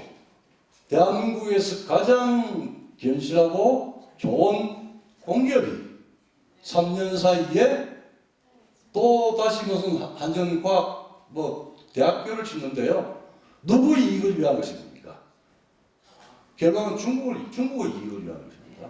중국을 이익을 위해서 대통령이 메이저 결정을 저렇게 사기를 쳐서 치팅해서 기만을 해서 결정을 내렸다라고 하는 정치적인 판단에 대한민국의 야당이 절실하게 깨닫지 못하면, 그리고 대한민국에 지금까지 소위 보수파리, 우파파리 하면서 15,000원짜리 신문파리 하면서 하나도 이 문제, 탈원전이 뭐 경제적으로 문제다, 에너지 문제다 하는데 이게 거대한 남북 간의 정치 게임, 세계 중국과 관련된 국제정치적 게임이다라고 하는 이야기를 못하는 조선중앙, 동아 마찬가지. 그 사람들이 자기들이 중국으로부터 받는 이해관계를 끊어내지 못하는 한 우리는 그야말로 디스토피아의 고생을 해야 되는 상황입니다. 그리고 에너지 정한 이 문제, 국내 국제적으로 단순히 에너지 문제가 아닙니다. 대한민국 여러분들 한 국가의 주권이 다른 국가에 대해서 최고 독립을 가지려고 하면 말로 되는 겁니까? 제일 중요한 게 군사죠. 쳐들어오면 막을 수 있는 힘이 자력이 있어야 될 거 아닙니까? 근데 지금은 우리가 모자라요. 애들, 젊은 애들 10년, 13년 군대 보내가지고, GDP의 25%까지 쓰는 평양과 북한과 대적한 지 70년이 넘었습니다. 휴전 이후에도 지금 70년 다 돼가요. 근데 이게 심층을 보면 남북 관계의 문제와 관련됩니다. 그 다음에 또 하나는 대한동맹에서 대륙내가 여러분들 지금 뭐 코로나 사태부터 해가지고 다 이제 지금 한 번도 경험하지 못했다는 것은 대한민국의 체제와 정체성과 국제정치적 위치가 변하고 있다라고 하는 걸 여러분 다 느끼실 겁니다. 왜 해양에서 대륙을 가려는 겁니까? 대륙은 우리가 지향해야 될 생명의 땅입니까? 발전의 번영의 땅입니까? 아니죠. 며칠 전에 한 두 달 전부터 지금 코로나와 우리가 바이러스와 세계대전을 벌이고 있는데 원소스가 어디입니까? 탈원전, 종중, 연너, 연방제 통일, 그리고 586 세력. 자기들 주사했잖아요.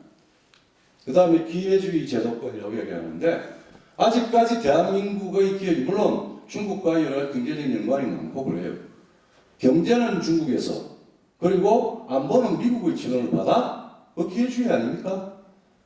대한민국이 무슨, 이 대한민국의 입장을 쓰려면 다리가 필요해. 두 다리가. 태평양을 마지막으로 미국과 태평양을 사이에 두고 미국과 중국을 두 다리를 한쪽은 경제 한쪽은 안보 이러면서 할 정도의 기럭지가 됩니까? 며칠 전에 은퇴한 조선일보의 김대중 씨가 8년 전부터 양다리 걸치기론을 주장해 왔습니다. 조선일보 타대면 내가 이야기를 안 하겠습니다. 그럴 정도로 우리가 지금 우리 여기 있는 몇 사람들, 우리 이제 정교모, 애교협, 몇 사람들 제외하고는 완전히 망상의 세뇌에 찌든 나라가 되어버렸어요. 자명하게 이건 있을 수가 없는 일. 조국 사태. 상식의 법정에서 이미 유죄가 확정됐는데 조국을 구하느냐, 또 다른 자유조국을 구하느냐, 이런 게임을 하는 이상한 나라가 됐습니다. 정치학자로서 정말 그걸 명쾌하게 미리 예방을 하지 못한 아주 처절한 참여를 해야 될 상황입니다. 앞으로는 다른 문제. 그래서 좀 무거운 이야기를 해야 되는 게, 자, 아무도 대한민국의 통일연구원 하면서 이 조선반도 탈원전이 기본적으로 평양이 구소련의 세바르드나제가 가서 더 이상 핵 개발하지 마. 안 그러면은 핵 개발을 계속하면은 바로 남한에 흡수시켜버릴 거야. 여러분 흡수 통일론. 우리 김영삼 정부 때 김영삼 대통령이나 우리 우파가 한 이야기가 아닙니다. 구소련의 외상인 세바르드나제가 김일성이를 만나서 개혁 개방해. 글라스노스트 민주화도 하고 페레스트로이카 우리 같이 구조개혁도 해. 그러지 않으면 남한에 흡수시켜버려. 이미 대한민국하고 수교를 한 뒤에 갔습니다. 91년 9월이에요. 그리고 그 뒤에 몇 달 뒤에 IAEA에 들어가면서 그 직전에 이야기를 했던 게 조선반도 비핵지대 화론입니다. 그게 뭐냐면은 56년부터 이야기했는데 76년, 86년에 또다시 조선반도에서 비핵지대 평화지대를 창설할 때 대한 제안 발표. 그렇게 해서 우리 쪽에 평화공세를 했습니다. 그것의 결과로 나왔는데 요 사이에 소련의 세바르드나제 회장이 방문합니다.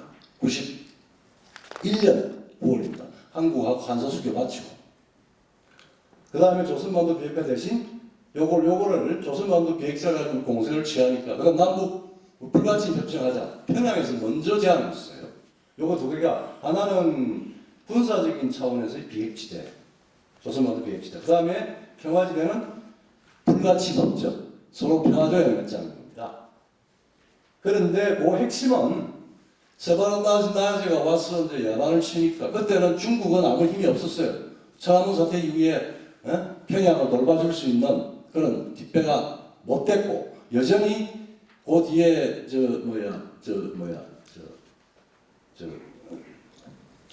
세바르나즈는 본국으로 모스크바 가서 쿠데타 당해가지고 실각하고 공산당이 완전히 무너지죠. 그때까지만 해도 평양에 와서 북한을 남한에 흡수시킨다라고 하는 이야기를 했는데 자기들이 실각해서 냉전의 정식이 완전히 되고 소위 전체주의 문명이 무덤을 역사의 무덤으로 갑니다. 근데 미국의 전술 핵을 철수주면은 그리고 조선반도 비핵지대와는 한국의 원자력까지 다 없애라라고 공세를 하고 나왔던 겁니다. 거기에서 컴프로마이즈, 말하자면 협상을 한 게 미군의 전술 핵을 철수를 해주면 한반도 비핵화라는 방식으로 해서 남북한의 비핵화 공동선언을 하겠다. 그리고 국제적으로는 국제 핵 확산 금지 조약에 들어가고 IAEA에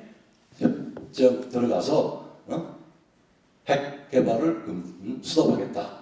지금 문제 탈원전은 사실은 이겁니다.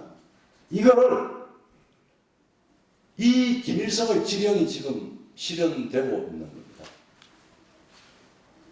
이겁니다. 한국 내 원전 조치, 북한의 가입 조약, IAEA 안경증, 사찰 수사. 근데 이렇게 바로 안 했잖아요. 왜? 남쪽의 정권이 바뀌고 미국의 정권이 바뀌니까 김일성이가 아니라 아들 김정일이가 만약에 그런 식으로 해서 평양이 비핵화를 정상국가를 하게 되면 김정일이는 권력을 놓아야 될 상황도 됩니다. 그래서 김정은이 아버지 김정일이는 지금 2,500만이죠. 2,300만, 2,400만, 2,500만의 우리 북한 동포의 미래를 다 닫아버리고 김씨 정권의 유지를 위해서 핵 옵션을 선택을 했습니다. At that time, 김정일 crossed the bridge 노리턴.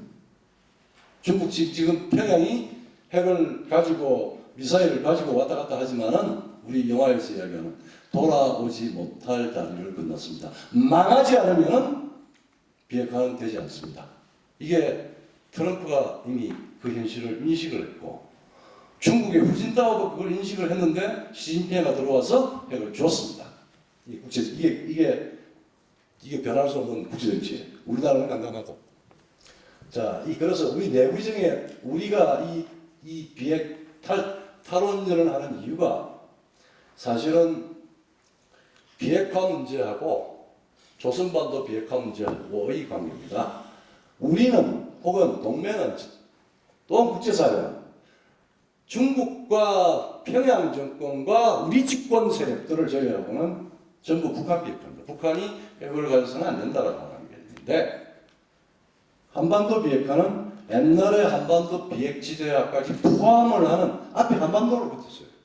그래, 너가 원전까지 없어지면 우리 비핵화 생각해 줄 수 있다? 라고 하는 게 평양의 입장이고 중국의 입장이고 그 다음에 우리 외교부 수석 미국의 트럼프 앞에서는 The denuclearization of North Korea를 해요.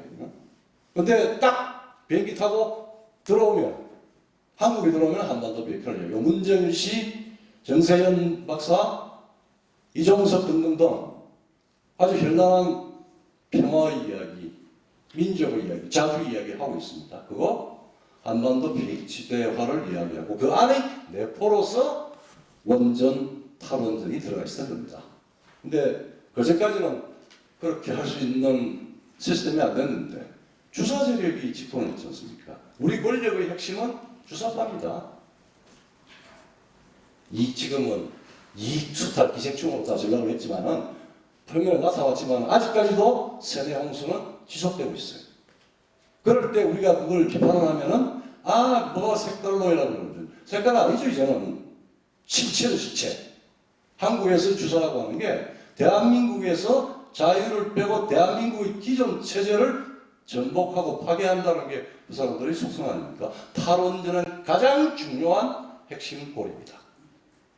국가가 생존하는 가장 중요한 주권은 군사, 경제, 이 군사하고 경제를 뒷받침하는 가장 중요한 소스가 뭡니까? 원천이 뭡니까? 힘이 뭡니까? 그게 에너지 아니에요. 여러분들 밥 안 먹으면 목소리 나옵니까? 움직일 수 있습니까? 에너지는 에너지 문제, 우리가 말하는 그냥 전기 만들고 자동차하고 하는 문제가 아니에요. 한 국가의 생명에, 한 국가의 안전보장에, 주권성에 가장 중요한 기반이에요. 에너지 문제는 우리 헌법 72조에 대한민국이 국민투표에 말하자면 외교, 안보, 통일 등 그 다음에 기타 국가의 전망, 중요한 72조 나중에 나오죠. 내가 보여줄게요.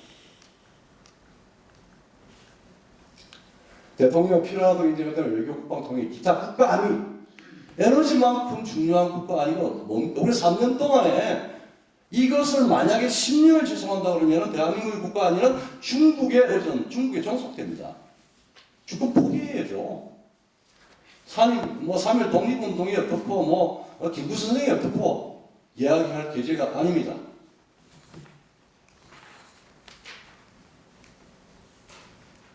그래서 이게 아직까지 촛불혁명 정부라고 이야기를 해요. 여러분들 대한민국 어쨌든 간에 촛불 상황이 있었습니다. 촛불 광장 정치가 있었고 그것 때문에 또 탄핵도 존재했고 그렇지만 대한민국 헌정이 중단된 게 아니라 대한민국 헌법에 의해서 2017년 5월 10일 대통령으로 당선이 되고 그날 대한민국의 헌법을 수호할 책무를 선언을 하고 대통령이 취임했죠. 청와대에 돌아오자마자 국무총리와 대통령은 문재인 정부는 촛불혁명 정부다 그랬습니다. 어떻게 혁명 정부가 됩니까? 아직까지 혁명하고 있나요? 혁명 정부 여러분들 프랑스 혁명을 한 대상이 누구였습니까? 그 전에 존재했던 앙시앙 레짐 아닙니까? 대한민국은 바로 촛불혁명 정부의 시각에서 따르면 앙시앙 레짐은 바로 자유대한민국입니다. 전복의 대상이 되죠. 클리어하게 주마등같이 3년 동안 대한민국의 정체성, 대한민국 생일부터 시작해서 그 다음에 체제성에 대한 여러 가지 여러분들이 상상을 불허하는 요소들이 진행되고 있었던 것에 대해서 지금 우리가 편안하게 안락사하고 있지만은 그 근본들이 무너져 내리고 있고 제일 먼저 한 게 탈원전입니다. 탈원전 체제 변혁의 가장 중요한 그거였습니다. 힘 다 빼버린 거예요. 그 다음에 두 번째 4.27 우리 남북한 합의 전에 이미 탈원전 절차고 뭐고 다 진행이 됐죠. 김씨에 대한 약속 이행입니다. 할아버지에 대한 김정은 정권에 대한 김정은 할아버지 김일성에 대한 30년 된 약속을 이행한 거라고 나는 보아지는 요소가 많습니다. 탈원전 먼저 하고 선언하고 진행하고 난 뒤에 한반도 비핵화 해가지고 만났죠. 18년 4월 27일 판문점에서 만나서 둘이서 뭘 했는지 이겁니다. 즉 이거는 불가역적 에너지 여러분들한테 영양분 다 빼버리고 폐소상시키고 하고 다 하고 나면은 불가역적으로 부실한 사람 돼버리잖아요. 또 세 번째. 죄송한데 시간이 너무 많이 지나가서 그래. 속도를 좀 조절해 주시죠. 그 다음에 이게 이제 성격 과정. 그 다음에 이게 또 지금 계속되고 있는데 여러분들 이 세 가지입니다. 우리의 국제정치적 위치를 바꾸려는 거하고 탈원전하고 연관이 됩니다. 중국의 천우가 산불 합의를 했죠. 이때 대통령의 수사는 중국은 큰 산봉우리고 남한은 작은 산인이 중국몽에 합류하겠다고 했고, 작년에는 대한민국은 우리 작은 산 대한민국은 중국과 운명 공동체라고 했습니다. 정치학적으로 운명 공동체는 가족 국가밖에 없어요. 대한민국의 주권, 대한민국 헌법의 최고 수호자로 명무상으로 되어 있는 대통령이 중국의 주석한테 운명 공동체를 이야기를 했다. 나중에 책임져야 될 겁니다. 그 다음에 18년부터 산전에서 지금 유러피안 슈퍼그리드에서 대통령계가 된다, 뭐 아시아, 아프리카도 본다 이러면서 탈원전을 동북아 슈퍼그리드의 추진, 중국, 러시아, 남북한 계통 연결을 한다. 즉 에너지는 에너지 배합의 변경. 두 분한테 제가 좀 착각하겠습니다. 이거는 에너지 배합의 변경이 아니고 에너지 연결이 전환을 추구합니다. 이건 우리 자체를 움직일 수 없는 한반도 반도의 정치적인 협력, 지정학적인 그 위치를 사실은 변경시키는 거나 하고 연계된 프로젝트입니다. 지금 여기서 산자부에서 하도 한국에너지에서 문제가 많으니까 요건 살짝 북한을 뺐죠. 애초부터 이야기가 되는 거는 박근혜 대통령 때도 이 이야기를 했습니다. 즉 미국의 세일혁명 2016년 이전에는 우리가 에너지가 부족하니까 원전도 그렇고 하고 하니까 러시아하고 관계가 좋고 그러니까 여기서부터 내려와서 평양한테 우리는 통일을 할 거니까 혹은 협의를 해서 이쪽으로 들어오는 걸 만들자라고 하는 건 한 20년 동안 몽상 한국 국제정치 혹은 경제학 혹은 에너지 전공자의 그 몽상가들이 하는 프로젝트였습니다. 저같이 국제정치 리얼리스트로서는 이거는 말도 안 되는 일입니다. 이게 어떻게 됩니까? 이래 되면은 블라디보스토크 하바롭스크에서 에너지를 잠그면은 우리가 손들어야 될 뿐만 아니라 김정은이가 잠그면 김정일이가 잠그면은 수업되는 거 아닙니까?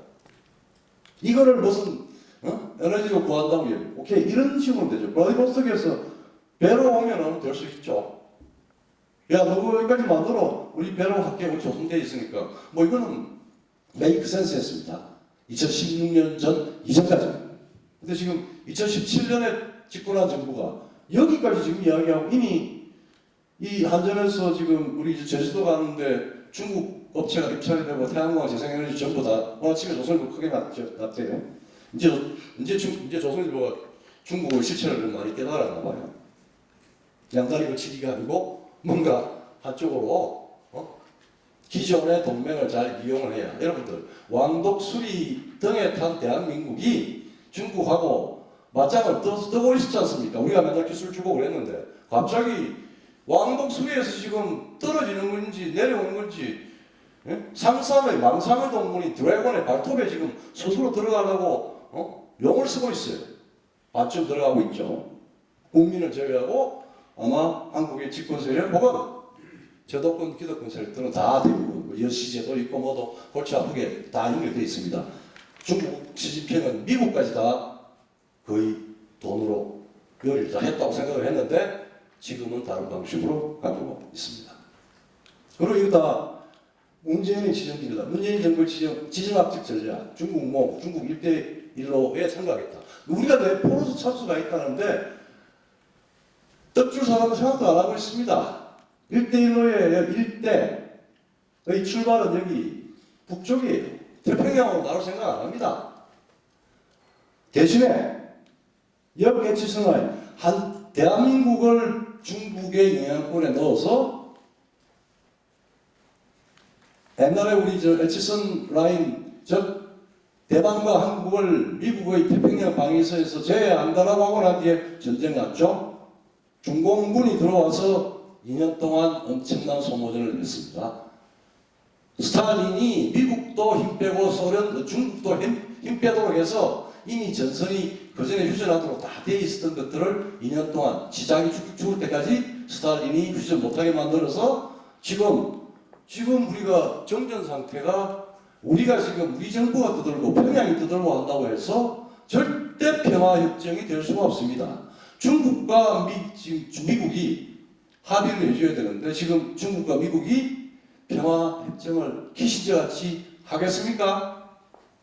대전쟁을 지금 바이러스, 무역 전쟁, 그다음에 인권, 경제 자명합니다. 세계는 미국과 중국의 총체적 문명 전쟁에 돌입을 했습니다.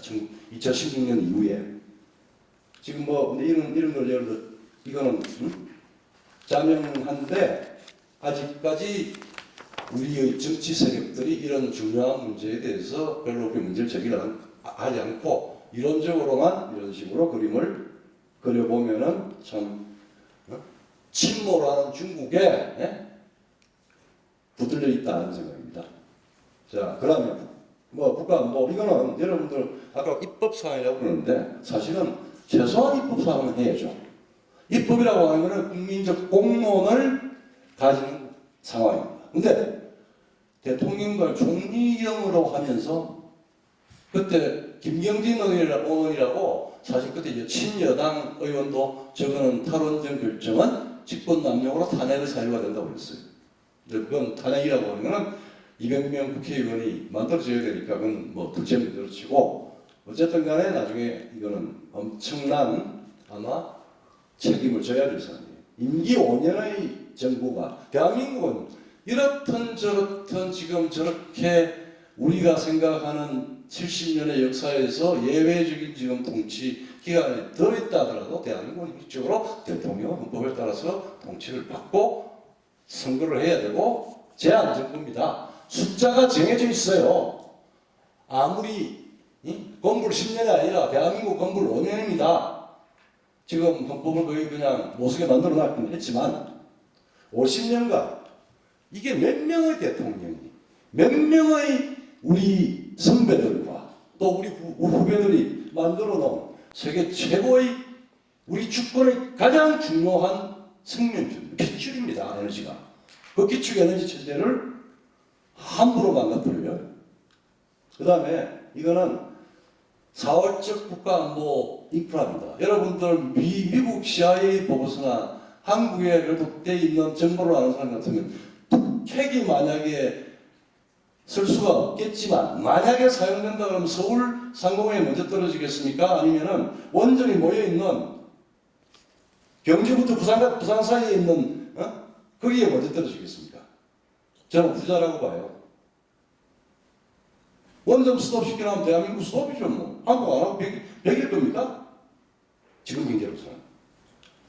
그래서 공학 하는 사람들 좀 같이 세미나 해줍시다. 이게 굉장히 이런 매크로한 문제. 그리고 우리 산업혁명이든 뭐든 역사를 보면은 에너지 문제가 그냥 역사의 문제고 국제정치의 문제고 문명의 문제고 그 다음에 마지막으로 현재 우리가 살아있는 각 독립된 주권자 자유 개인의 문제예요.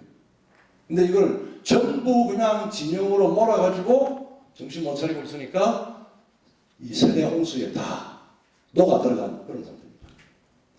그리고 나는 내가 만약에 야당의 대표 같으면 벌써 이야기를 나 국회에서 내보냈는데 나는 헌법 72조를 들어서 지금 당장 이런 지금 아까 사기쳤고 엉뚱하게 피해가 많고 이런 걸 들어서 딴 데 안 하고 온 지방을 다 다니면서 국민 투표합시다. 대통령이 당신은 조금 있으면 1년 반 지나 2년도 안 남았는데 2년 반도 안 남았는데 이걸 다시 원래대로 돌려놓지 못하면은 대한민국은 죽는다. 나는 그렇게 생각하고 거기에 대한 결정은 국민들한테 주권자인 주인한테 물어봅시다. 자칭 민주파들 좋아하는 주권자한테 물어봅시다. 국민투표 붙여야 됩니다. 그리고 이제 끝났어요. 이제 끝났어요. 그래서 이거 이런 상황이 될 거고 만약에 현 정부를 세력을 바꾼다면은 정권 교체를 해야 될 이유도 정말 여기에 있는데 우리 체제를 유지하고 자유대한민국을 계속 유지하려고 하는 데는 이런 문제까지도 문제없이 가야 되고 정치권이나 매일매일의 언론 공론을 담당하는 최전선의 지식인이 언론에서 이런 말을 안 하죠. 최소한 신문 한두 개라도 악착같이 이야기하면은 이렇게 할 수 있는데 다 공무원 비슷하게 있습니다. 그래서 저는 이런 역사의 범죄에, 난 역사의 범죄라고 그러는데 제가 이렇게 떠드는 이유는 저는 침묵을 하고 있으면 그 역사의 범죄의 공범이라고 생각을 해요. 그래서 정규모도 하고 이렇게 좀 과격하게 이야기도 합니다. 그래서 이 뭐 다 아는 이야기입니다. 이제는 대통령 탄핵이든 하야든 뭐든 정권 교체의 원상복귀 책임자 처벌까지를 지금부터는 이제는 탈원전은 이런 문제가 있다는 것보다 탈원전의 절차에서 어떤 사람이 실명 거론해서 뭔 거짓말을 했느냐를 백서를 만듭시다. 그리고 그 사람들한테 직접 책임도 물어보고 안 되면 정권 바뀌어서 책임 물어봅시다. 그리고 지금 미중 더 크게 보면은 아무리 여기서 우리 저 한반도에서 남북한 짜움을 하고 지랄을 하고 난치더라도 대한민국 큰 세계사적인 문명의 편에 있습니다. 대한민국 국민 90% 이상이 다 자유민주주의고 자유인이고 자기 소유권 좋아하고 자유를 좋아하는 사람이에요. 한 줌의 시대착오적인 기득권 기회주의자들 이익수사처 조국 사태에서 다 나왔죠. 주사가 민주화 운동으로 포장됐는데 과연 민주화를 했습니까? 자기들의 권력 백권을 이용한 이덕의 지도입니다. 다 드러났어요. 그래서 정경호가 우리가 지금 계속 그 하고 있는 부분 바로 그 부분입니다. 좌든 우든 제대로 하는 말이에요. 상식을 뒤엎고 기득권을 공고히 하고 헌법도 무시하고 그리고 보편적 양심 이런 것들 다 무시하고 이익을 취하겠다. 한국의 기득권 좌든 우든 지금 그런 말하자면 눈앞에 있는 굴에 다 빠져가지고 허우적거리고 있습니다. 우리 정규모나 교수들이나 지식인들 이제는 독립적으로 있는 그대로의 팩트와 있는 그대로의 트루스를 놓고 최소한 보편적 상식과 헌법에 기초한 정의를 다시 복원시키고 이런 비극적인 에피소드를 극복하고 다시 회복할 때 이거는 분명히 해야 됩니다. 원산복귀가 책임자 처벌. 그리고 우리 결코 2, 3년 동안 지금 코로나 바이러스까지 싸움을 해서 정말 절망에 취해 있겠지만은 인간은 다시 일었습니다. 우리가 일었습니다. 시대착오적인 망상에 사로잡힌 사람이 우리를 지배하지 못한다고 생각합니다. 그래서 우리 다 같이 침묵하는 게 역사의 공범이 됩니다. 범죄의 실상들을 낱낱이 기록하고 해서 처벌해야 됩니다. 과도한 복제, 과도한 파괴, 전체주의, 유사전체주의를 경험한 국가에서 다시 자유민주주의로 돌아올 때 사용되는 국제적인 규범이 있습니다. 전환기전이라고 동유럽에서 적용되고 있습니다. 그 기준에 따라서 아주 결연하고 엄정하게 이 사람들 처벌할 수 있도록 백서들 열심히 준비하도록 하겠습니다. 이상입니다. 네, 조성훈 교수님 감사합니다. 간단하게 요약하면 탈원전의 이 탈원전 현상의 배경이 조선반도 비핵지대화론이라는 것을 실현하는 것이고 이것은 결국은 미국의 해양 세력을 벗어나서 중국이 대표하는 대륙 세력에 붙겠다고 하는 것인데 이게 용납할 수 없는 것이므로 대통령이 정하는 것이 아니라 국민이 정해야 되는 것인데 용서할 수 없는 것이므로 탈원전 백서를 만들고 책임자를 구체화해서 책임자를 처벌하고 원상복귀를 해야 된다 이런 요지로 말씀을 주셨습니다. 원래는 20분 강의 3개에 30분 동안 질의응답이었는데 이게 사회자가 모실지가 못해가지고 시간이 너무 많이 늘어났는데요. 저희가 사실은 어저께 정경호 교수님들 전체에게 문자를 보냈습니다. 그래서 이 주제와 강의록을 다 이제 보내드리고 질문이 있으면 이제 달라고 저희가 요청을 했는데 질문이 좀 들어왔습니다. 근데 이거가 시간이 없어서 다 하지는 못하겠고요. 3개만 질문을 하도록 하겠습니다. 그러면 답변은 그냥 네네네. 프로의 질문을 안 받습니까? 지금 15분 남아서 원래는 한 1시간 반에 끝내려고 했는데 지금 45분이라 2시까지 끝낼 예정인데요. 일단 제가 질문을 3개 하고 나머지 하나만 그러면 플로어에서 받겠습니다. 첫 번째 질문은 권중호 교수님께서 주신 질문인데요. 질문을 이제 요약을 하면은 우리나라는 탈원전을 하라고 하면서 실제로 중국은 그렇지 않은 것으로 알고 있는데 중국은 우리나라의 서해안에 마땅한 그쪽에서는 동해안이 되겠죠. 우리나라는 서해안이 될 텐데 그쪽에 원전을 되게 많이 짓고 있는 걸로 알고 있는데 이게 왜 우리만 탈원전을 하는지 중국의 원전 정책은 어떤지에 대한 질문이 있었습니다. 네. 중국은 원전 건설 계획이 아주 활발히 있습니다. 100기 넘게 짓게 돼 있고요.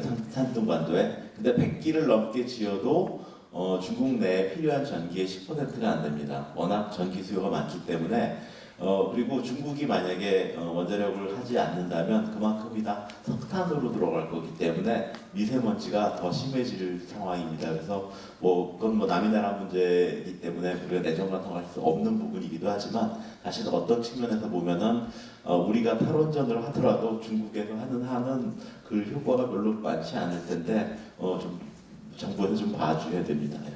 네, 그러니까 우리만 탈원전하고 중국은 지금보다 더 확대하고 일본도 계속 유지한다 이제 그런 말씀이시네요. 그러면 두 번째 질문 너무 점잖게 말씀하시는데 탈원전의 인력과 기술이 어디로 가겠습니까? 그리고 중국으로부터 동북아 10%거리도 교통 연결하는 측면에서 우리 기술, 우리 인력이 만들어 놓은 원전으로 통해서 우리가 전기를 받아야 되는 해저터널 계획 이런 걸 다 그렇습니다.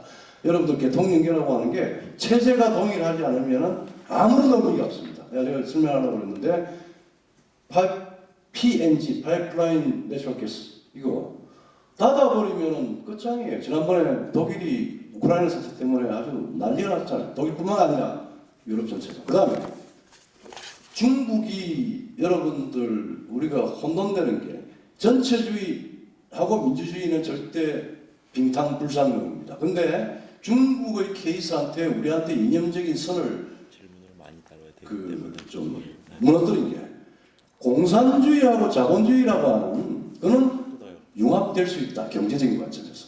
네. 아닙니다. 네, 그러면은 중국은 어떻게 하고 있느냐는 질문에 중국은 우리보다 엄청 많이 만들고 있다. 그리고 이게 체제가 다른데 같이 에너지가 엮이는 건 말이 안 된다. 이렇게 이제 대답을 주셨습니다. 한 분만 대답을 해주시기 바랍니다. 그 다음에 정재용 교수님 질문인데요. 그 후쿠시마 사태 이후에 실제로 축소한 나라의 대표가 독일인데 이 독일은 그러면 어떻게 되고 있는지 이거에 대한 어떻게 이제 전력을 수급하고 있는지에 대한 질문입니다.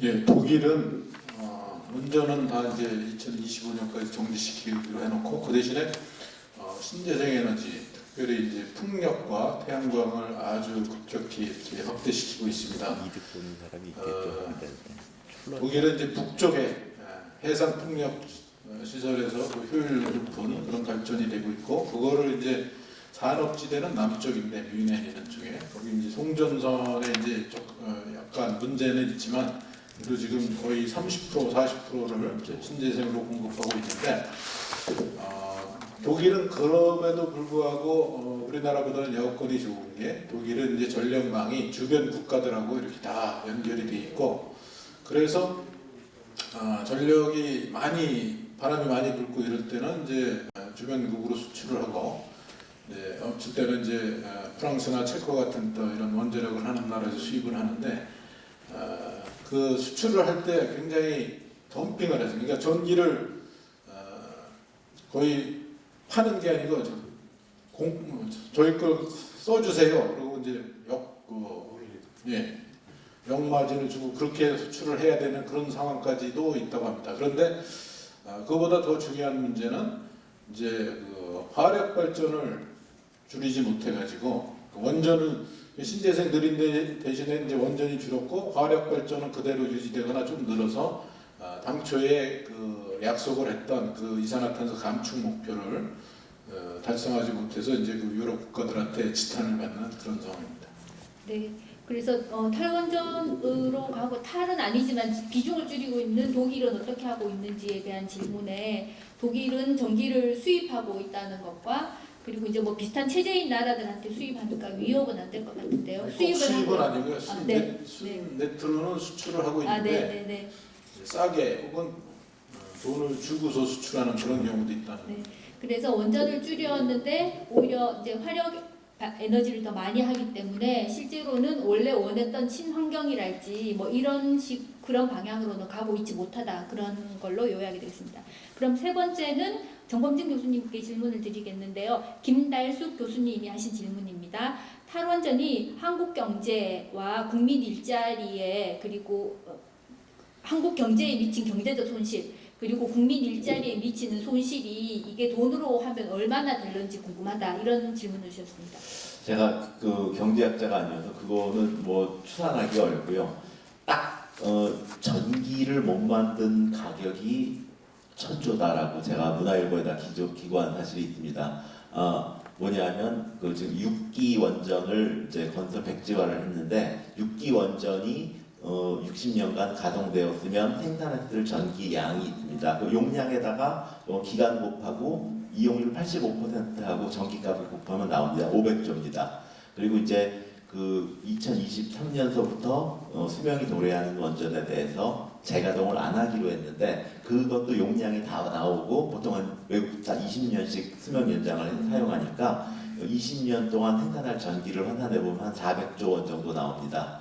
그리고 이제 우리가 UAE에 원전 수출했을 때 내기 수출해서 100조 원 정도, 그냥 내기 수출 못했다고 치면은 한 1,000조 원 나옵니다. 이건 이제 순수하게 전기로 인한 손실만 1,000조 원이고요. 이것으로 인한 뭐 일자리 창출이라든지 이런 것들은 뭐 제가 볼 때 상상할 수 없습니다. 왜냐하면 이제 과거에도 이제 그 건설 경기를 부양한다는 것은 부작용도 많지만 파급 효과가 매우 크기 때문에 일자리를 많이 만들어내는 거죠. 근데 지금 이 정부는 직접 지원 방식을 하고 있잖아요. 그건 굉장히 돈의 효용을 떨어뜨리는 방식이죠. 근데 이제 신고리 신한울 3, 4호기를 건설을 하게 되면은 그 덕분에 두중도 먹고 살고 협력사도 먹고 살고 지역 경제도 활성화되고 이거는 제가 볼 때는 제가 추산한 것의 100배 이상 가지 않을까 싶습니다. 네, 뭐 천조면 뭐 이게 상상이 안 되는 돈이네요. 그러니까 하나 안 지어서 500조, 그 다음에 40년 이상 쓸 수 있는데 연장 안 해서 400조, 수출 못해서 100조. 뭐 이게 전기 자체로만 해도 1,000조고 거기에 파생되는 그런 일자리라든지 산업의 피해는 계산이 안 된다면 뭐 망할